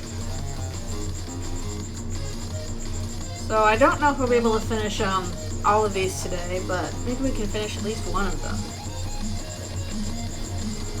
If we do the shading on the next one, and then we can just work on like the other stuff. We'll see how it goes. But I actually like how Alfie's turned out in this one. Outfit looks okay. Oh, ugh! Braces are bleh.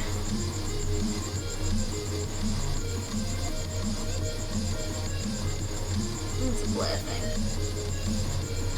I had to wear some wrist braces sometime for a little bit when my wrist was very bad, but oh, they were so uncomfortable.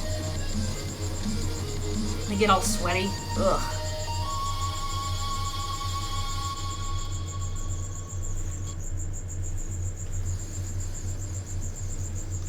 I don't know why they do that.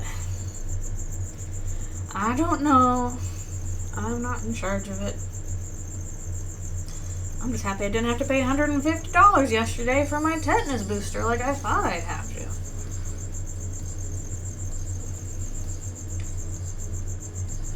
They're like, well, you can go around to, you know, other pharmacies too. And I'm like, I don't want to do that. That's a pain in the butt, and I'm already here. Alright, be right back for one more stretch.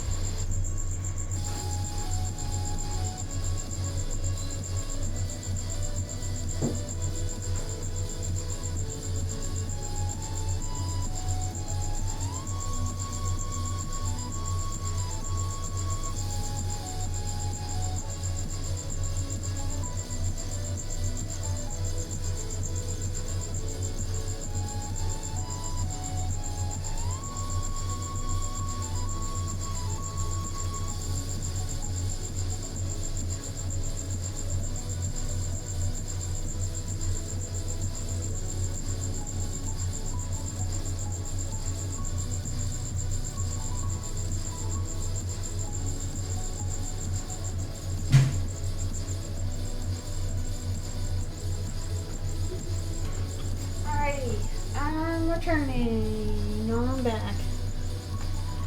Excuse me.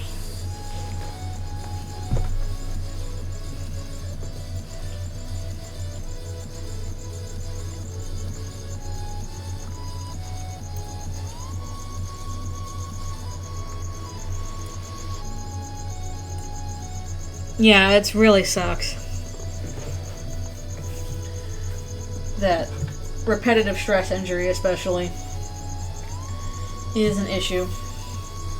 Definitely issue me. That is literally why I get up, every half hour and stretch. Because I have to. Because if you don't, you'll end up like me. All of a sudden, you can't draw, and it's really terrifying. You have to take those breaks.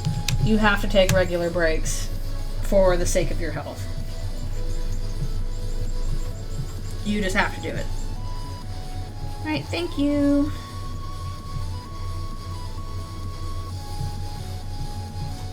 You do what I do. I literally get up and I stretch. I literally get up. So I'm on my feet. I stretch. I do certain wrist stretches. Helps to also, if you have a window, look outside so you can kind of reset your eyeballs. So it's better for your vision. So, look outside, walk around a bit, do actual stretches. You have to do those. Do not end up like me. And also, I guess part of it is, because I, am the only person in my household, sometimes I have to do chore stuff. Like, okay, I have to do the dishes, nobody else is going to do them, so I have to do them. I have to take out the trash, nobody else but me is going to do it. I gotta take care of, my lizard. I gotta clean sometimes, or laundry, so that kind of stuff takes up a lot more time than I would like. But because I have to do it, that kind of forces me to do something other than I do with my wrist.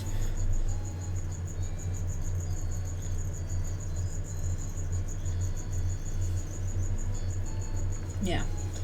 So you got to do that just to help maintain it. Unfortunately, sometimes it also depends on what kind of stuff you're doing. I was pretty upset because I had this mobile game that I liked a lot, that I played a bunch. It was like a Picross or a nonogram game. And I played a bunch and I was like, oh no, this is making my wrist condition worse. I literally can't keep doing this. This is I can feel this making my wrist worse. So I had to stop playing that game altogether. I think I still have it, but I decoupled it or whatever, so I'd have to reinstall it again to play it again. I can play Pokemon Go, because that at least will get me outside of the house and walking. Although, good grief, it's hard to play it in the rain, and I have to hold an umbrella with one hand and play with the other. I can't throw very well with that. But, yeah, there might be a game where it's like, okay, I know this is making things worse for me. I can't do this anymore, which super sucks. But you have to think about it, long term. Yeah, exactly. It's like, if you know this is affecting your health, it's really hard, because you're like, no, this is a fun thing. This is a thing I enjoy doing. But it's worse if it's, worsening your health long term. So I'm like, okay, well, I can either keep drawing how I want to, or I can give up this game. So I'm like, I'm going to give up the game so I can keep drawing. But that is why I take stretches all the time. I also stretch my neck a bunch. I move my neck around a lot, because that's connected to everything else. So I get up, walk, stretch, movement, yeah, can't talk. Look outside, so I can rest my eyes a little bit, move my neck, move my wrists and arms, kind of give them a little bit of a massage, all that stuff. All that business. You gotta do it.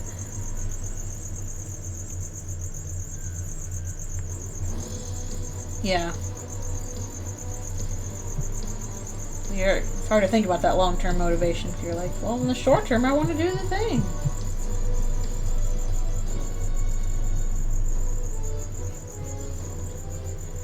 Yep, that's what I do. I have timers on my phone. Every 30 minutes, usually when I'm drawing,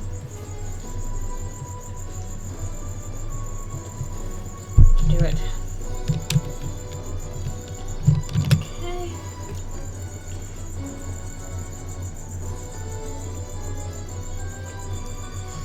Just gotta be done. Yeah, normally, like, when I'm doing my work for my job, or even just, like, you know, if I'm working on Eldritchrune and stuff like that, or any other big project, if I know I'm going to be on it for a while, then I set a timer for 30 minutes. Every 30 minutes, I get up and I do my stretches, you know, whatever else I want to do. It usually takes about like 5-10 minutes to do the break, and then I go back and do 30 minutes of work, and then another 5-10 minute break, etc., etc.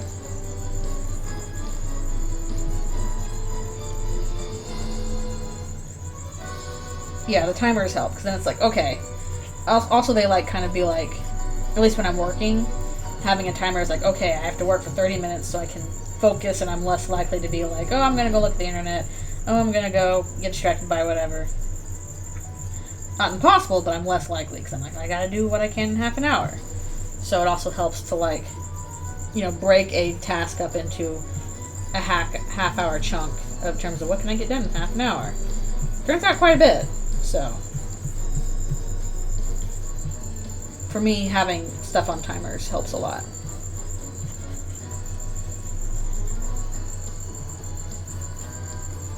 So if you need it for health reasons, I recommend doing your work on a timer.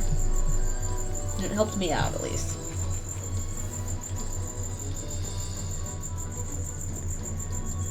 Yeah, exactly, that's a problem. A lot of things are designed to be done with your hands.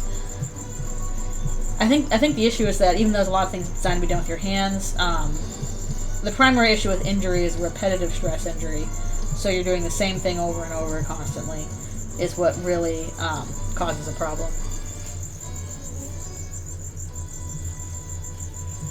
So if you can find different ways to use your hands that, you know, don't put stress all in the same thing at the same time, that helps. But yeah, oftentimes the problem is like with burnout, with repetitive stress injury, the solution is to stop doing it for a while. And you're like, but I gotta do the thing!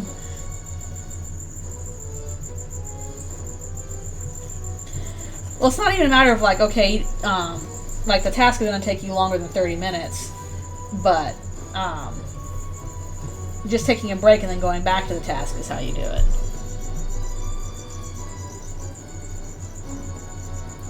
Like, even if you're still thinking about it, the thing is you're not doing it for a bit. You are physically stepping away from it. Like, my job, for example, I am, you know, drawing for literal days on end on the same project.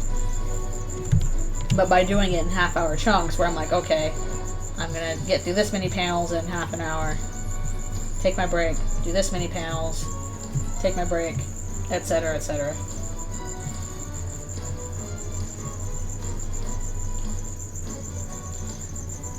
Yeah, just do not be like me. I literally had a breakdown about this. It was one of the most upsetting things I've ever experienced.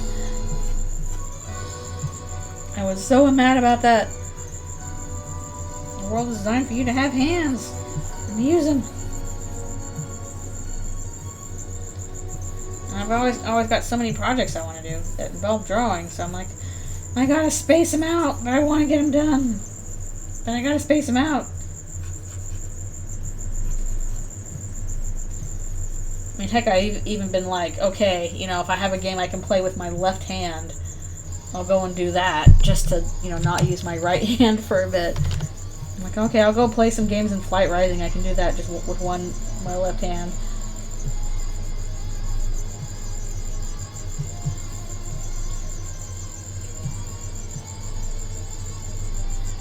Just give my right one a little bit of a break. Like, if you got a sense of flow, it sucks to have to take a break, but it's important.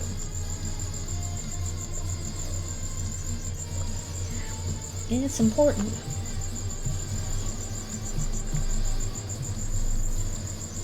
I'm pretty sure I did this to myself as early as, like, high school.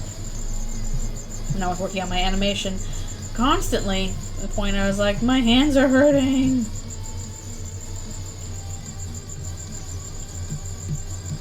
You gotta have structured flow.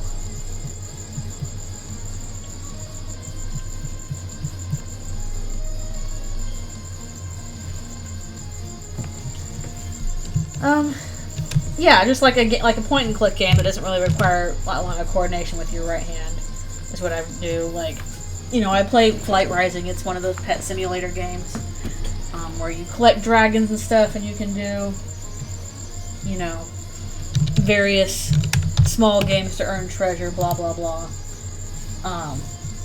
So, you know, if I have like a 5-minute break and I'm like, oh, I want to play a little thing, but I don't want to use my right hand, then I can like clickety-click, you know, something that doesn't really require coordination or stuff.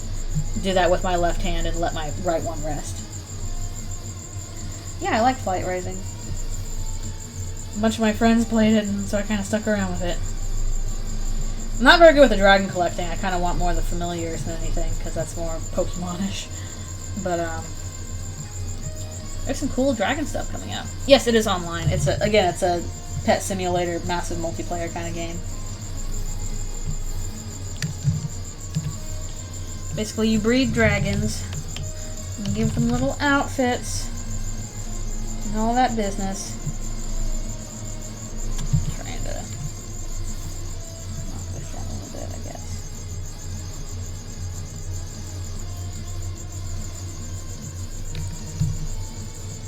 Yep. Okay.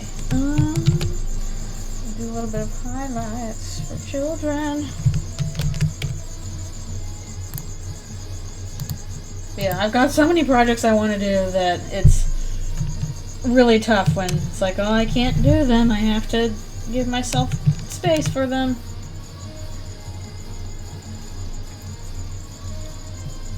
It's not really from the 2000s.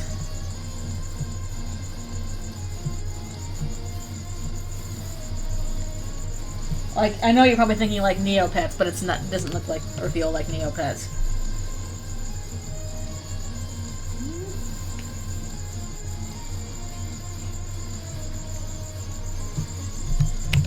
It's not that old. It's not like modern websites, but it's not like Neopets old.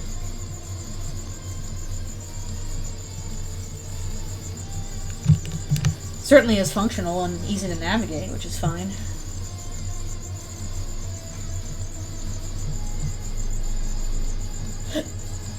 In terms of, like, you know, pet simulator games, I feel like it's pretty straightforward.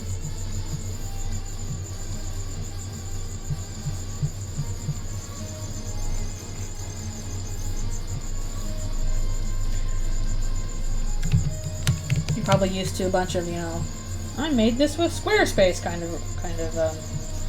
websites.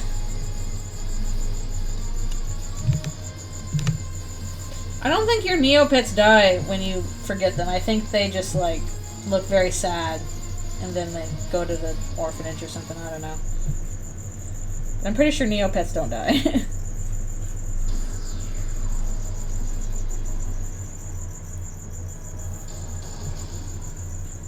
Let's see.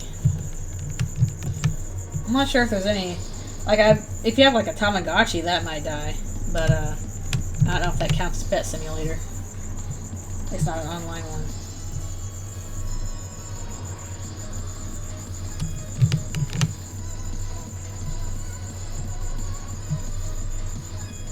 There used to be so many more pet simulator games in the early times, but now there's not so many anymore. You forgot all your virtual pets? I have nightmares about this kind of stuff. I have nightmares about pet neglect. Ugh. I hate them. Those are my least favorite nightmare. Not your Tamagotchis!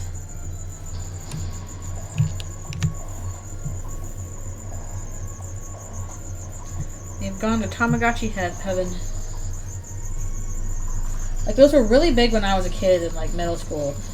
And then, like, a few years ago, they just made, like, a comeback out of nowhere. And I had, like, friends at work with a Tamagotchi. And then I don't know what happened to them. They died out again.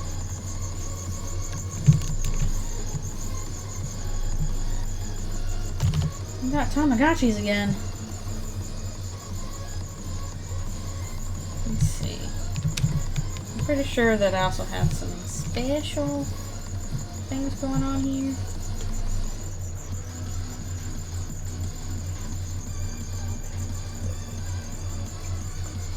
I never had a Tamagotchi. Always thought they were so cool, but I didn't have one. Not in middle school and not now.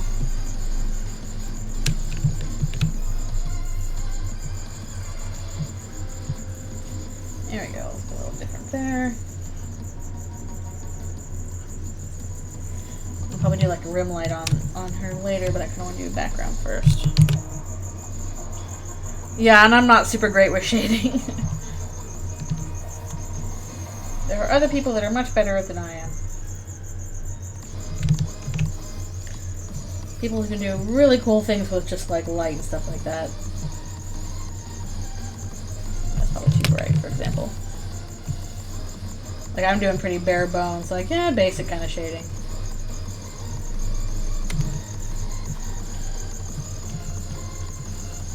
Yeah, some people really like it. It's not one of my favorites. I like the line art stage, which a lot of people do not like, but I don't know, I like it.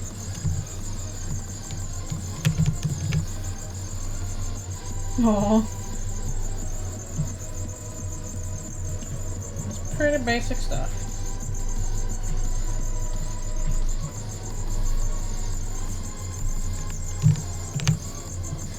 I like sketch phase pretty well, but it's also like the thinky phase for me. So I found it's a little bit harder to do with like an audience. Also, I feel like the problem with shading is you have to understand a lot of like color theory stuff, and my color theory knowledge is pretty basic. It could be better. No thoughts, head empty. Hello, hello, thank you for coming.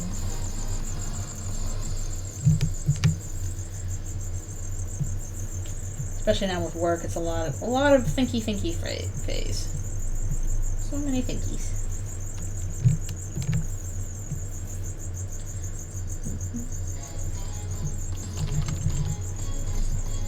At least this helps the character pop out a little bit more.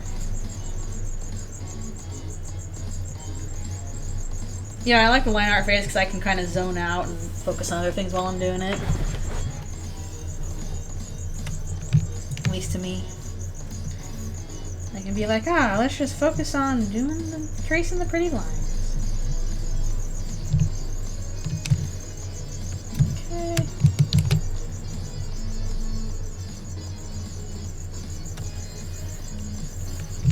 I want to do a rim light on them too.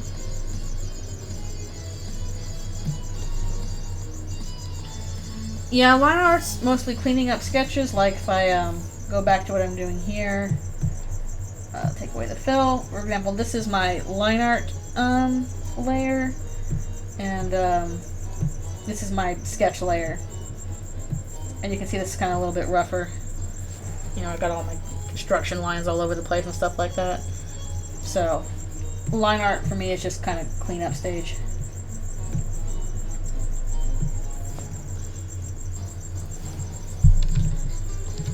And for some people that's a lot tougher. It depends on like how clean your sketches are pretty much.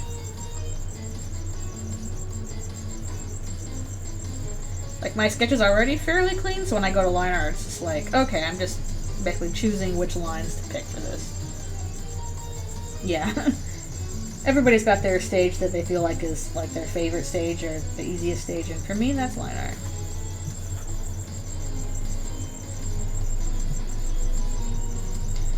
Definitely coloring and shading is where I feel like, ooh. Probably where I feel like I would need reference to make it look really good. But, goodness gracious, it can be hard to find good reference nowadays. Aw. Like, nothing technically wrong with that. Sometimes people just have really messy sketch phases. Just how you draw.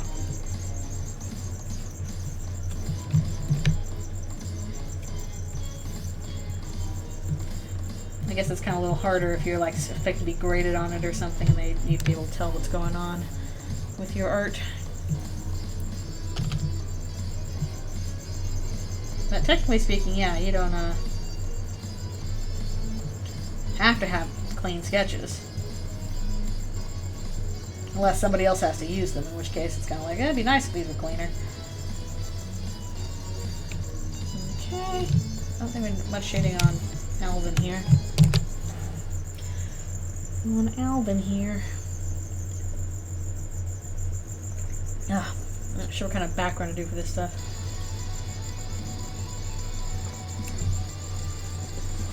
Well, yeah, we'll at least finish up some characters today.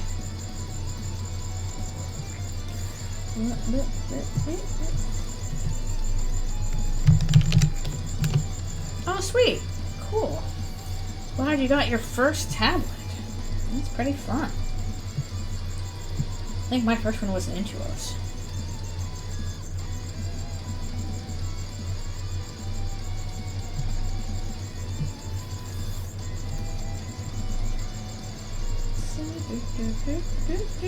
Where's my soft oil? There it is. Yeah, drawing tablets are a big step up. They're really fun. Just doing really roughish backgrounds here.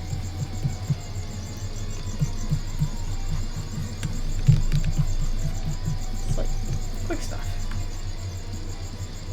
Ooh, new computer.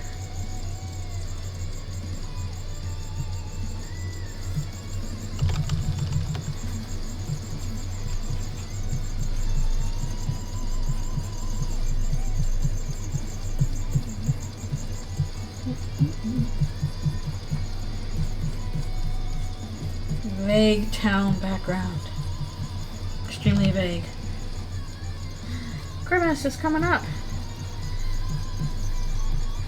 Soon we'll be able to do the Noel meme. Christmas, just a week away. I'm so excited about this information. Thank you, Noel. That's pretty cool. That's pretty neat.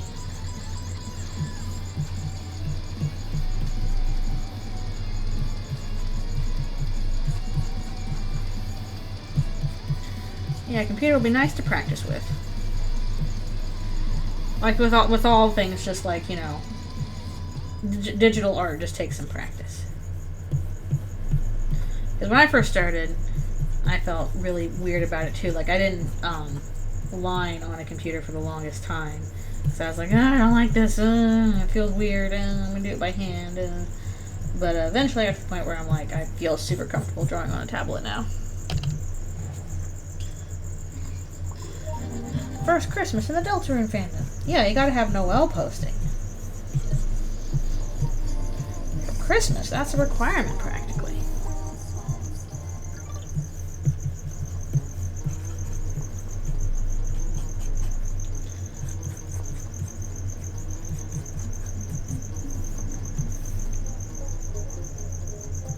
Gotta have all them December holiday puns. And yeah, you might need to like do stuff to change your lighting on your computer, all that business. Like for me at least, I actually like having a lot of light. I don't like working in the dark, it feels bad on my eyeballs. But some people are like, it must be dark.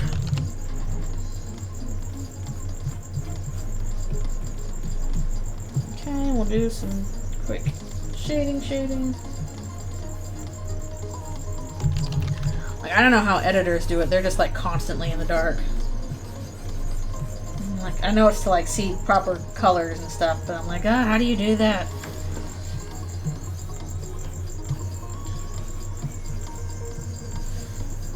Okay.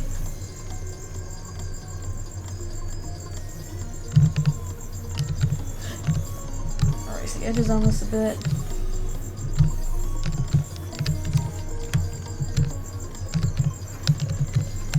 Fuzzies a bit, and I want to do like a rim light on this, didn't I? Everybody do rim lights, whee! I spelled that wrong, whee!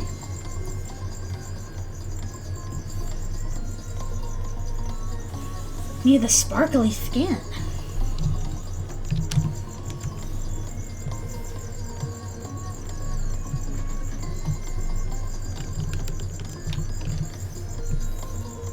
Rim light just makes everything pop out.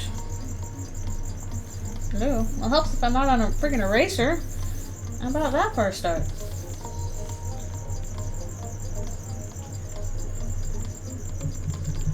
What is that supposed to mean? How is that a meme? That's just incorrect. It's just not math. What kind of math is that? What is the meme? Gen Alpha?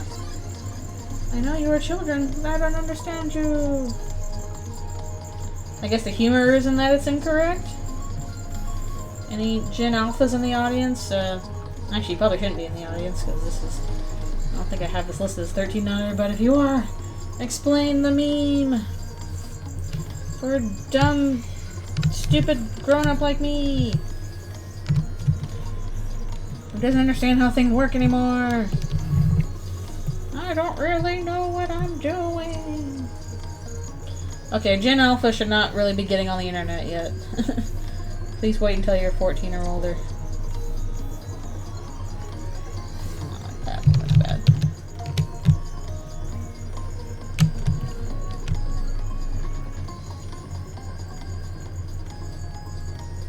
bad. Yeah, like the generation. I guess that's what they're calling after Gen Z is Gen Alpha.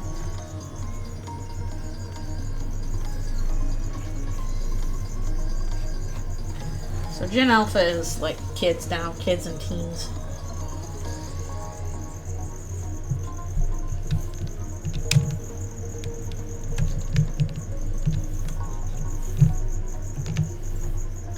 No, I'm getting old. I don't understand what them kids are into anymore. I'm too old for it. Oh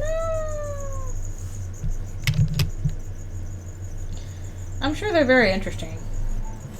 Growing up in dealing with today's stuff, I imagine that's going to be quite the mess to navigate when you're a kid. And these are basically like kids that were still in, like, you know, school during the pandemic, so I'm pretty sure that shaped things in a lot of ways that we have yet to really see.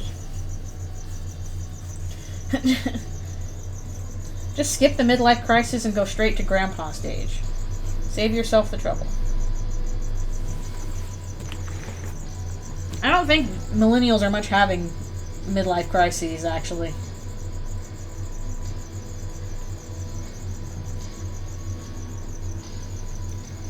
Yeah, that's the problem, is I don't think you should be getting onto the internet at too young an age.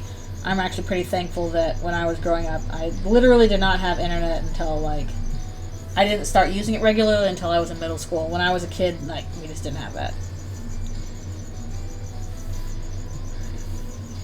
And even then, when I was like a middle schooler, first kind of using it, you know, there wasn't social media. They didn't have any social media stuff at that age. It was not necessarily safer or anything like that, but it was a lot less I am being advertised to. So I can't imagine growing up with like a sense of social media stuff when you're young. That's really bad pressure. Yeah, I don't know if my parents would have been as strict about it, but we just didn't have it until I was like 13, 14. And even then it was, you know, no social media back then. Which, thank God. Honestly, I don't think that would have been very good for me at that age. I'm sure kids today would be like, no, it's fine. Because, you know, they don't know anything else. But I am just glad I didn't deal with that when I was younger. I could just be creative and not really worry about what the internet at large thought. That PBS website. Oh no. Devious. Honestly, I skipped the age of a lot of you know, online pet games and stuff too. Like, you know, Club Penguin or Animal Jam, all the other stuff. Okie dokie. This one's about done, so that's cool. We got first few characters. Let's do our next batch. I'm gonna have to change what order these guys are in. I don't think I'll be able to finish it today, but I'll see how far we can get.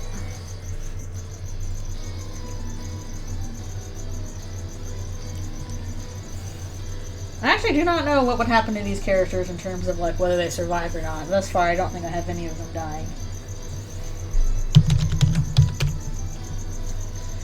Is that what's that?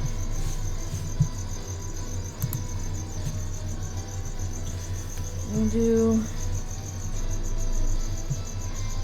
another shady layer.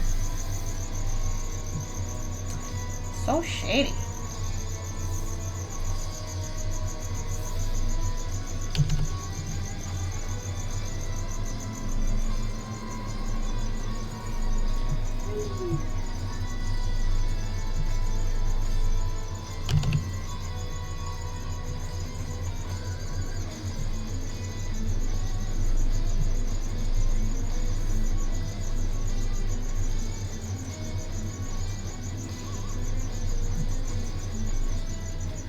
Then we'll do some highlights for children.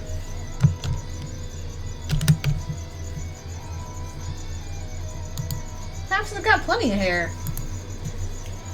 You know, wind in his hair, sun on his skin. He mentions it in canon. I still think it would be extremely, extremely funny if the reason why we haven't seen Sans is because, oh, he's half human and he looks like a human.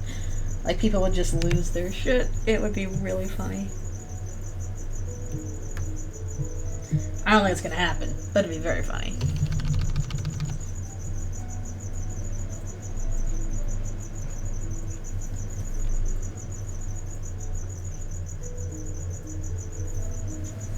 It's probably a bit too shiny for this, but oh well.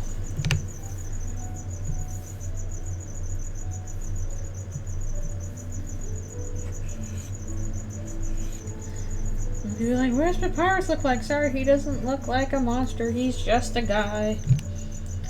He's just a regular guy. Eating regular pie.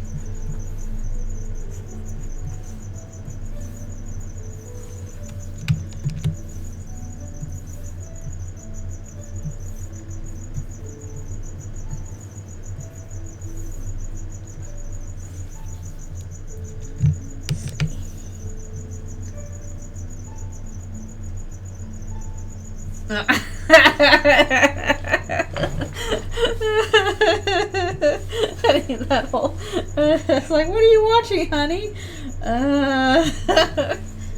It's a video about loss. No, really. That is actually one of my favorite videos of his. I really like how that one ended up. But, oh boy, that's a bit hard to explain to people who don't know what's going on with it. It's like, what are you watching? It's like, well, it's really cool if you know what's happening.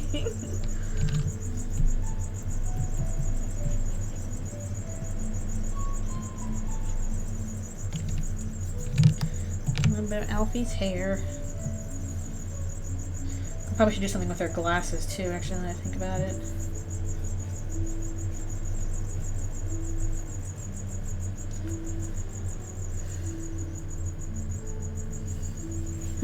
It's blurred out, it's fine.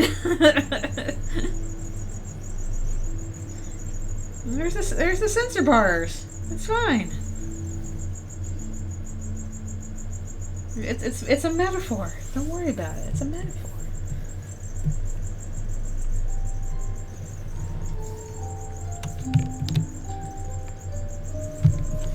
Yeah, I do like that one. I also really like his Dragon's Lair video. I think that one's actually really good. Really underrated one.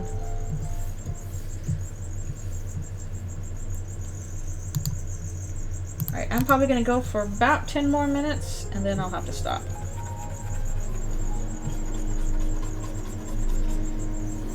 one? No, just this one. Okay. Yeah, they're all pretty good. I haven't seen like some of the oldest ones, but there's plenty there to see otherwise. Alright, I'm gonna do her glasses. Yeah, I just rewatched the Ruby one recently. It's really good.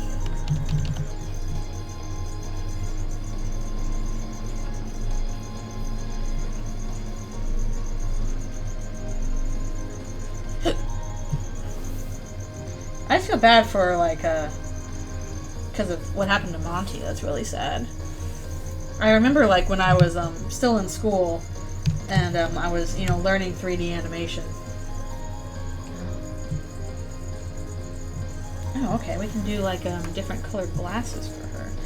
I was learning 3D animation at Noman or whatever, and, one time, this other student was like, hey, you gotta come watch this is so cool. I'm like, okay, what is it? And they showed me, Dead Fantasy, and it just blew our minds. We were like, whoa! How is this so cool? Yeah, I remember watching Dead Fantasy back in the day.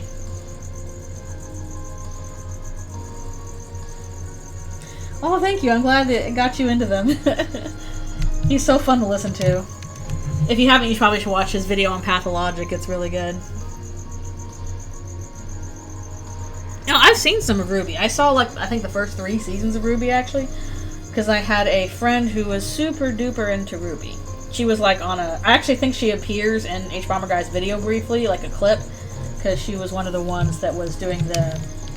what was called AfterBuzz, which is a TV show that, like, you know, just has discussions on media and stuff like that. And they had a RWBY after show. So they would, you know, talk about what happened in RWBY and stuff like that.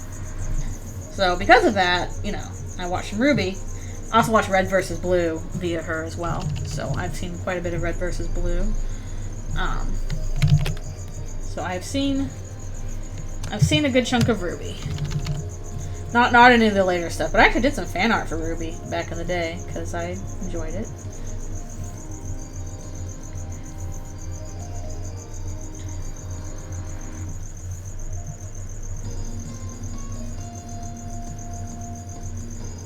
That's crazy. Oh my goodness, 9 seasons. It's nice they're still keeping up with it, though. Yeah, that's pretty cool. Can I even, oh, I can do some white on this one. On his robe.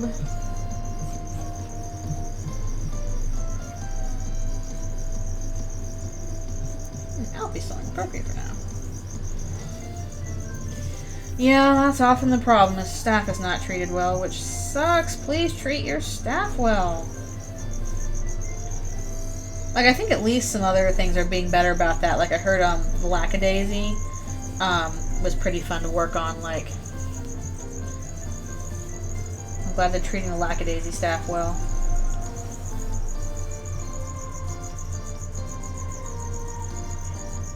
Yeah, I've heard of Nomad of Nowhere. And thank you. Yeah, like for Pap's outfit, I literally am just like, okay, we don't have any canon colors for what Pap's even looks like in canon, so I'm gonna go off his Undertale outfit because that's the best we got. That's the best we got for now. Also, there was another Rooster Teeth show. It was like Camp something. I can't remember what it was. Yeah, I'm glad that Lackadaisy is going well. I'm happy about that.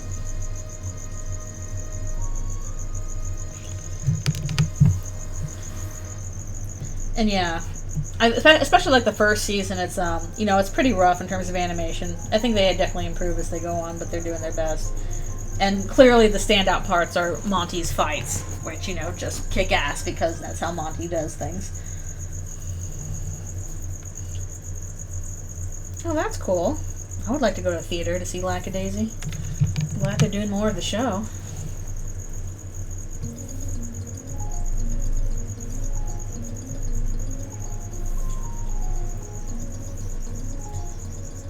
Kind of like that they got like that sketchy style for Lackadaisy where you can kind of like see some construction lines there on purpose.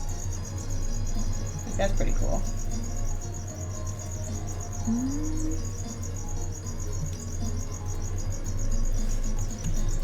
If that's too bright or not, I don't know.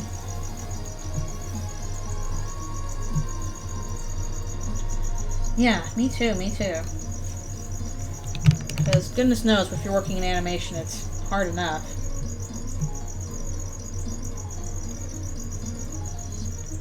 Sometimes you just want to make a sword that turns into a gun. And yeah, that's the problem, because, like, Ruby, again, has interesting premise.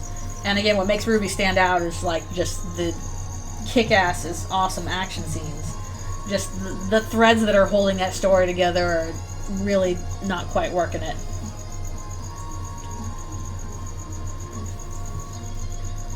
And it's, especially since, like, after, you know, Monty passed, it's gonna be hard to get that same kind of energy that he always puts into his fight scenes.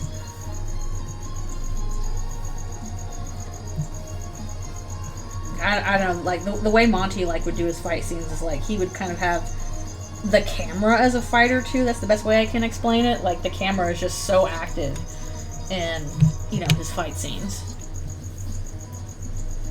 Get all these moving parts together.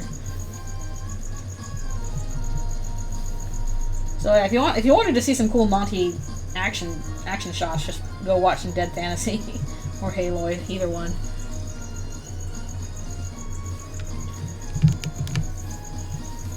Yeah, the camera in Ruby is like its own character. It's kind of ridiculous. It's kind of redonkulous. It's a bit too bright.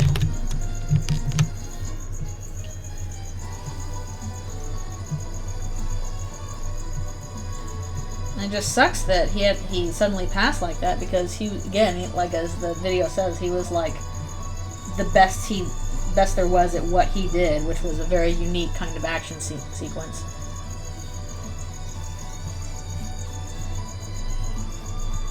Yeah, this is the kind of thing you would not normally do in production, because that's just so much work. It's so heavy, and Monty was just like super focused on, you know, doing these crazy elaborate action scenes that for most people it's like, this is way too much work to do for a production for the budget you have.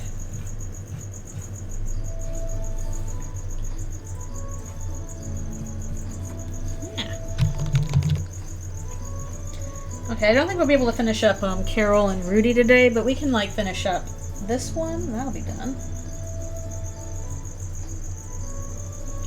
Yeah, that part was just, like, that's a writing issue. That is clearly an issue of, like, okay, you wanted to do this idea, and you couldn't really execute it on it very well. But they also, I feel like it's important to know that these guys pretty much were amateur writers in terms of, like, a structured show. Like, obviously they're doing Red versus Blue, and that is written, but I wouldn't say that's kind of the same as writing your own, like, series.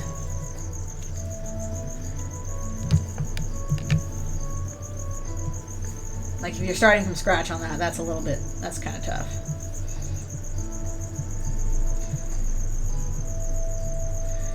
There are some fans. Well, you know, if you're doing that kind of thing, you kind of want to do it yourself.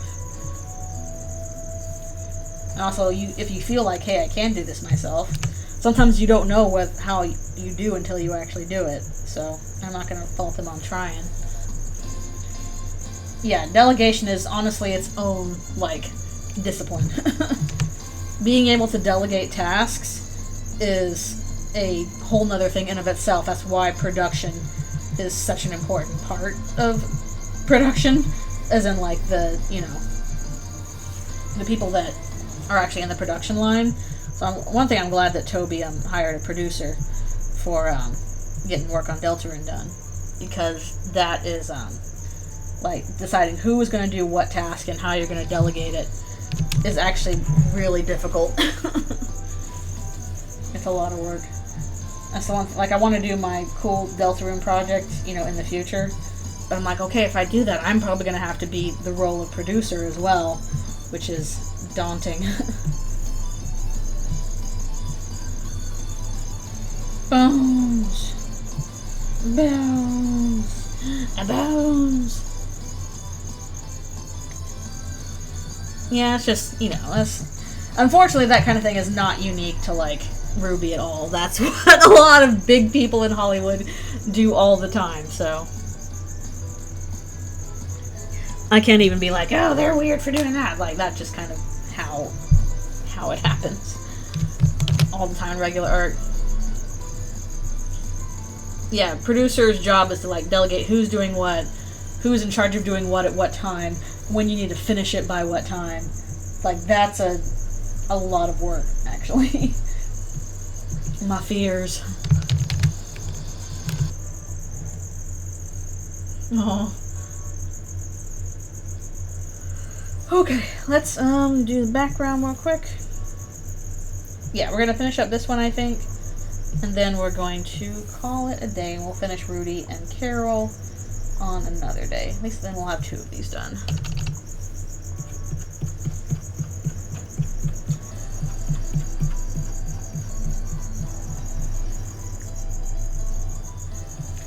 Yeah, plenty of characters to ship.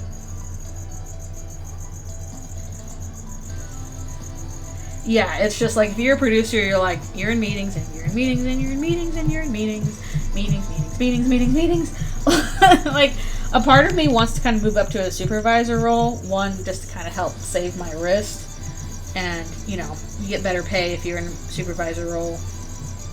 Kind of stuff like that. So I'd like to do that. But on the other hand, I'm like, oh, then I'm going to be in charge of people. And that's scary. Being in charge of people is scary. And then also, yeah, you're in meetings, you're in meetings, you are in meetings, you're in a lot of meetings. What do supervisors do?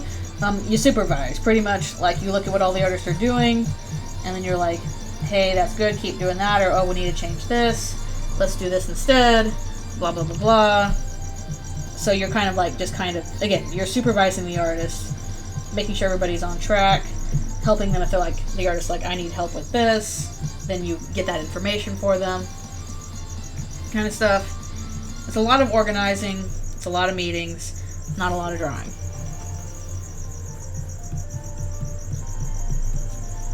So, again, better pay, and I probably could help to save my wrist in that sense. But it is a lot of work, it's a lot of meetings, it's a lot of being in charge of people, which is scary. I wouldn't even say it's like teaching, because you're trusting the artists to do the stuff on their own. Like, okay, the artists know what they're doing, but you are still in charge of, again, making sure they're doing what they're supposed to, they're doing it on time, that they have all the resources they need to do it on time, and if they don't have those resources, you find them for them, kind of stuff. So, a lot of organization. Again, you're going over things with meetings with a lot of people. Like, well, they probably get paid a lot in the United States. Maybe less here, but still more than an artist would. And yeah, meetings can be exhaustive.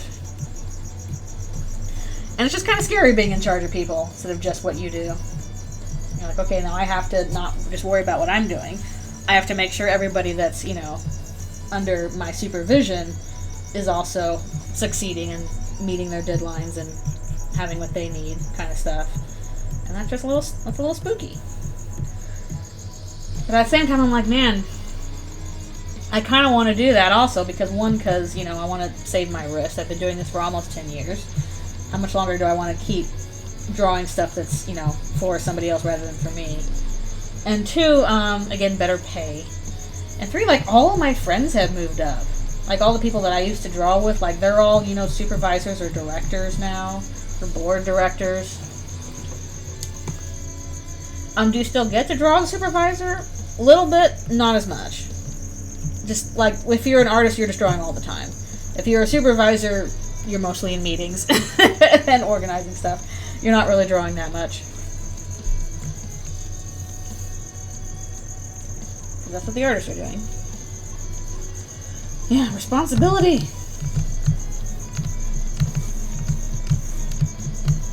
And I've had people say, oh, you would be a good supervisor if once I express interest in it. It would just be a matter of, like, I need to pursue HR and be like, hey, I'm interested in doing the supervising. Can you please let me know if there's openings for that? Yeah, those are 2 important things. Like, I definitely want to keep drawing, but with the fact that I have limited drawing time with my wrist, it becomes a thing of, like, how much of my drawing time do I want to spend drawing, you know, for somebody else as opposed to what I want to do, kind of thing, is how I've been looking at it. I have supervisor energy. Okay. I'm glad to know that. If I do my big Deltarune project after the game is out, at the very least that'd be like, you know, supervisor practice. So that would be kind of cool. I'd be like, okay, now take some time off to do this personal project. I'll still get to draw what I want, but I also have this, you know, practice being a supervisor, basically. And then I can go back to work and be like, hey, I spent years doing a little supervisor practice. Please let me be a supervisor. Yeah, I want to do something really big. I'm kind of saving money for it. But, we'll see how it happens once we get the full game. But I'm at least saving money for it and kind of being like, okay, you know, I plan for that kind of stuff. I want, you know, music people and voice actors and editors and all that kind of cool stuff. And I would do all the art and stuff like that. Like literally I want to save money so I can take time off of work to do that instead. But, it's another thing. I'm like, okay, if I do this big fan project, then that puts me in a supervisor position because somebody has to be in that position. How big would it be? I mean, I don't know for sure because I don't have any plans for it yet other than I want to do it once we have the game out. No, it would be like two hours because I was figuring like, okay, I know in terms of like an animatic, I can do about 10 minutes worth of work in a month. Like, you know, roughs and cleans. Because I do approximately, you know, 11 minutes worth in like, you know, 5-6 weeks. So if I'm spending a lot of time, you know, doing that even outside of normal work hours, I could probably do about 10 minutes of animatic per month. So I could come out with like a 10-minute animatic every month for a year. That's 120 minutes. That's 2 hours.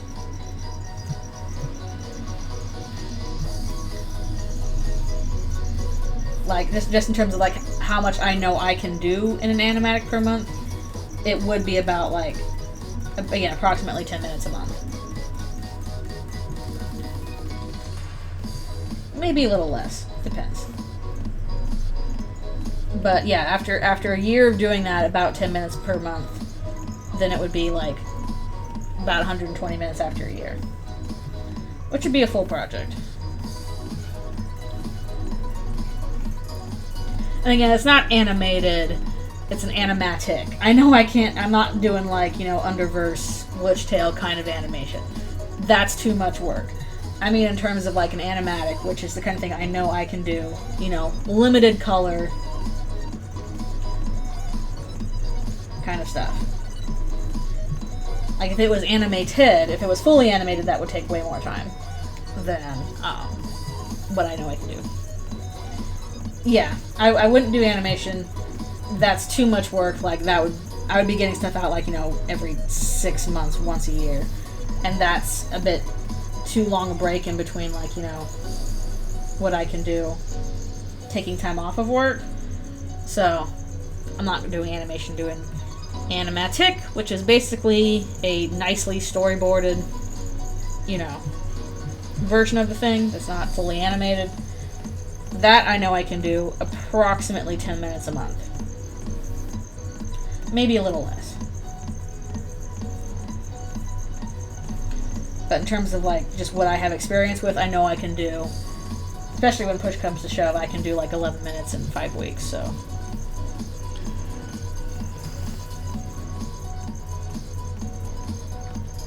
Might have to be less than 10 minutes per month, because also we know I have to do the voice acting and editing and all that stuff. Which is a lot.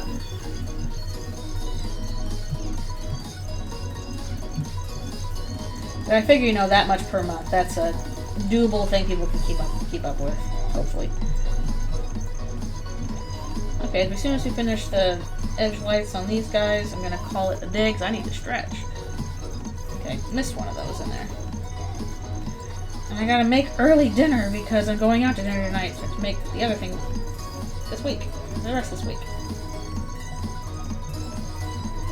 I was also gonna do overlay on these guys. I forgot about the overlay. But yeah, that's my big ambitious Deltarune project I want to do in the future. Once we have the full game out, I know what's gonna happen. I don't want to do speculation. I want to do like a reaction to whatever we get in the ending. Oh no, I'm going to it's like a beer hall place. I'm going to a friend's birthday party. Hope I won't be too lightheaded.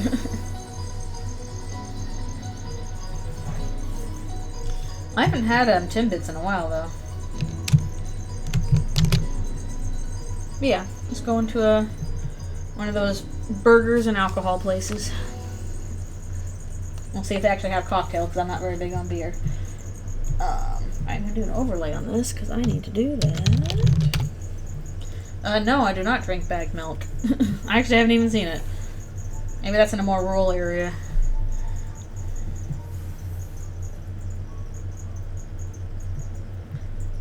I haven't seen any bagged milk. Sorry. Okay. Let's see, maybe we do this. Wait, no, the other way.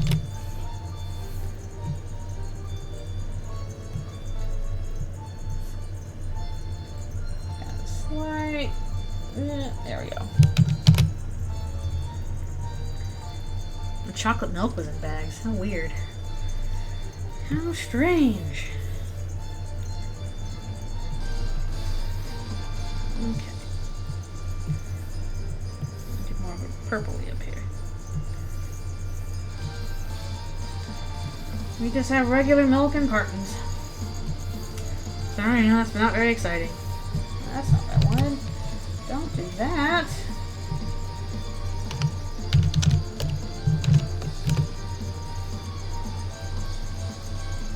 When they give it to you, or when they get it from somewhere? I don't know. Turn that down quite a bit. Okie dokie! Yay! Alrighty. Cool, we got through 2 of these and then most of another one. We also got Rudy and Carol on the other page. I still gotta write all the text for these guys, but I'll post these eventually. And people will finally be like, when are you gonna draw Sands and Papyrus? Where are Eldritch Sands and Papyrus? Here they are! They're just some guys. At this point, Papyrus looks kind of Greek with his colors. They came from Greeceland, I don't know. You decide. Yep, okay. I gotta do some stretches and then make some foods for myself and also for Alfie. She'll need some dinner, lunch as well. But yeah, thanks so much for coming to the stream. It was fun. I'm glad I got to make some progress on these. And again, they'll be posted at some point, upcoming. Maybe next time I do an art stream, I'll be working on the actual comics for it. But next game stream will be Undertale Yellow, which will be on Friday if all goes well. So yeah, thanks so much for coming to the stream, guys. Yeah, it's fantasy. It's all good. Anyways, I always appreciate y'all being here. I hope you all have a wonderful rest of the day. Alright, I will talk to you all next time. See you later.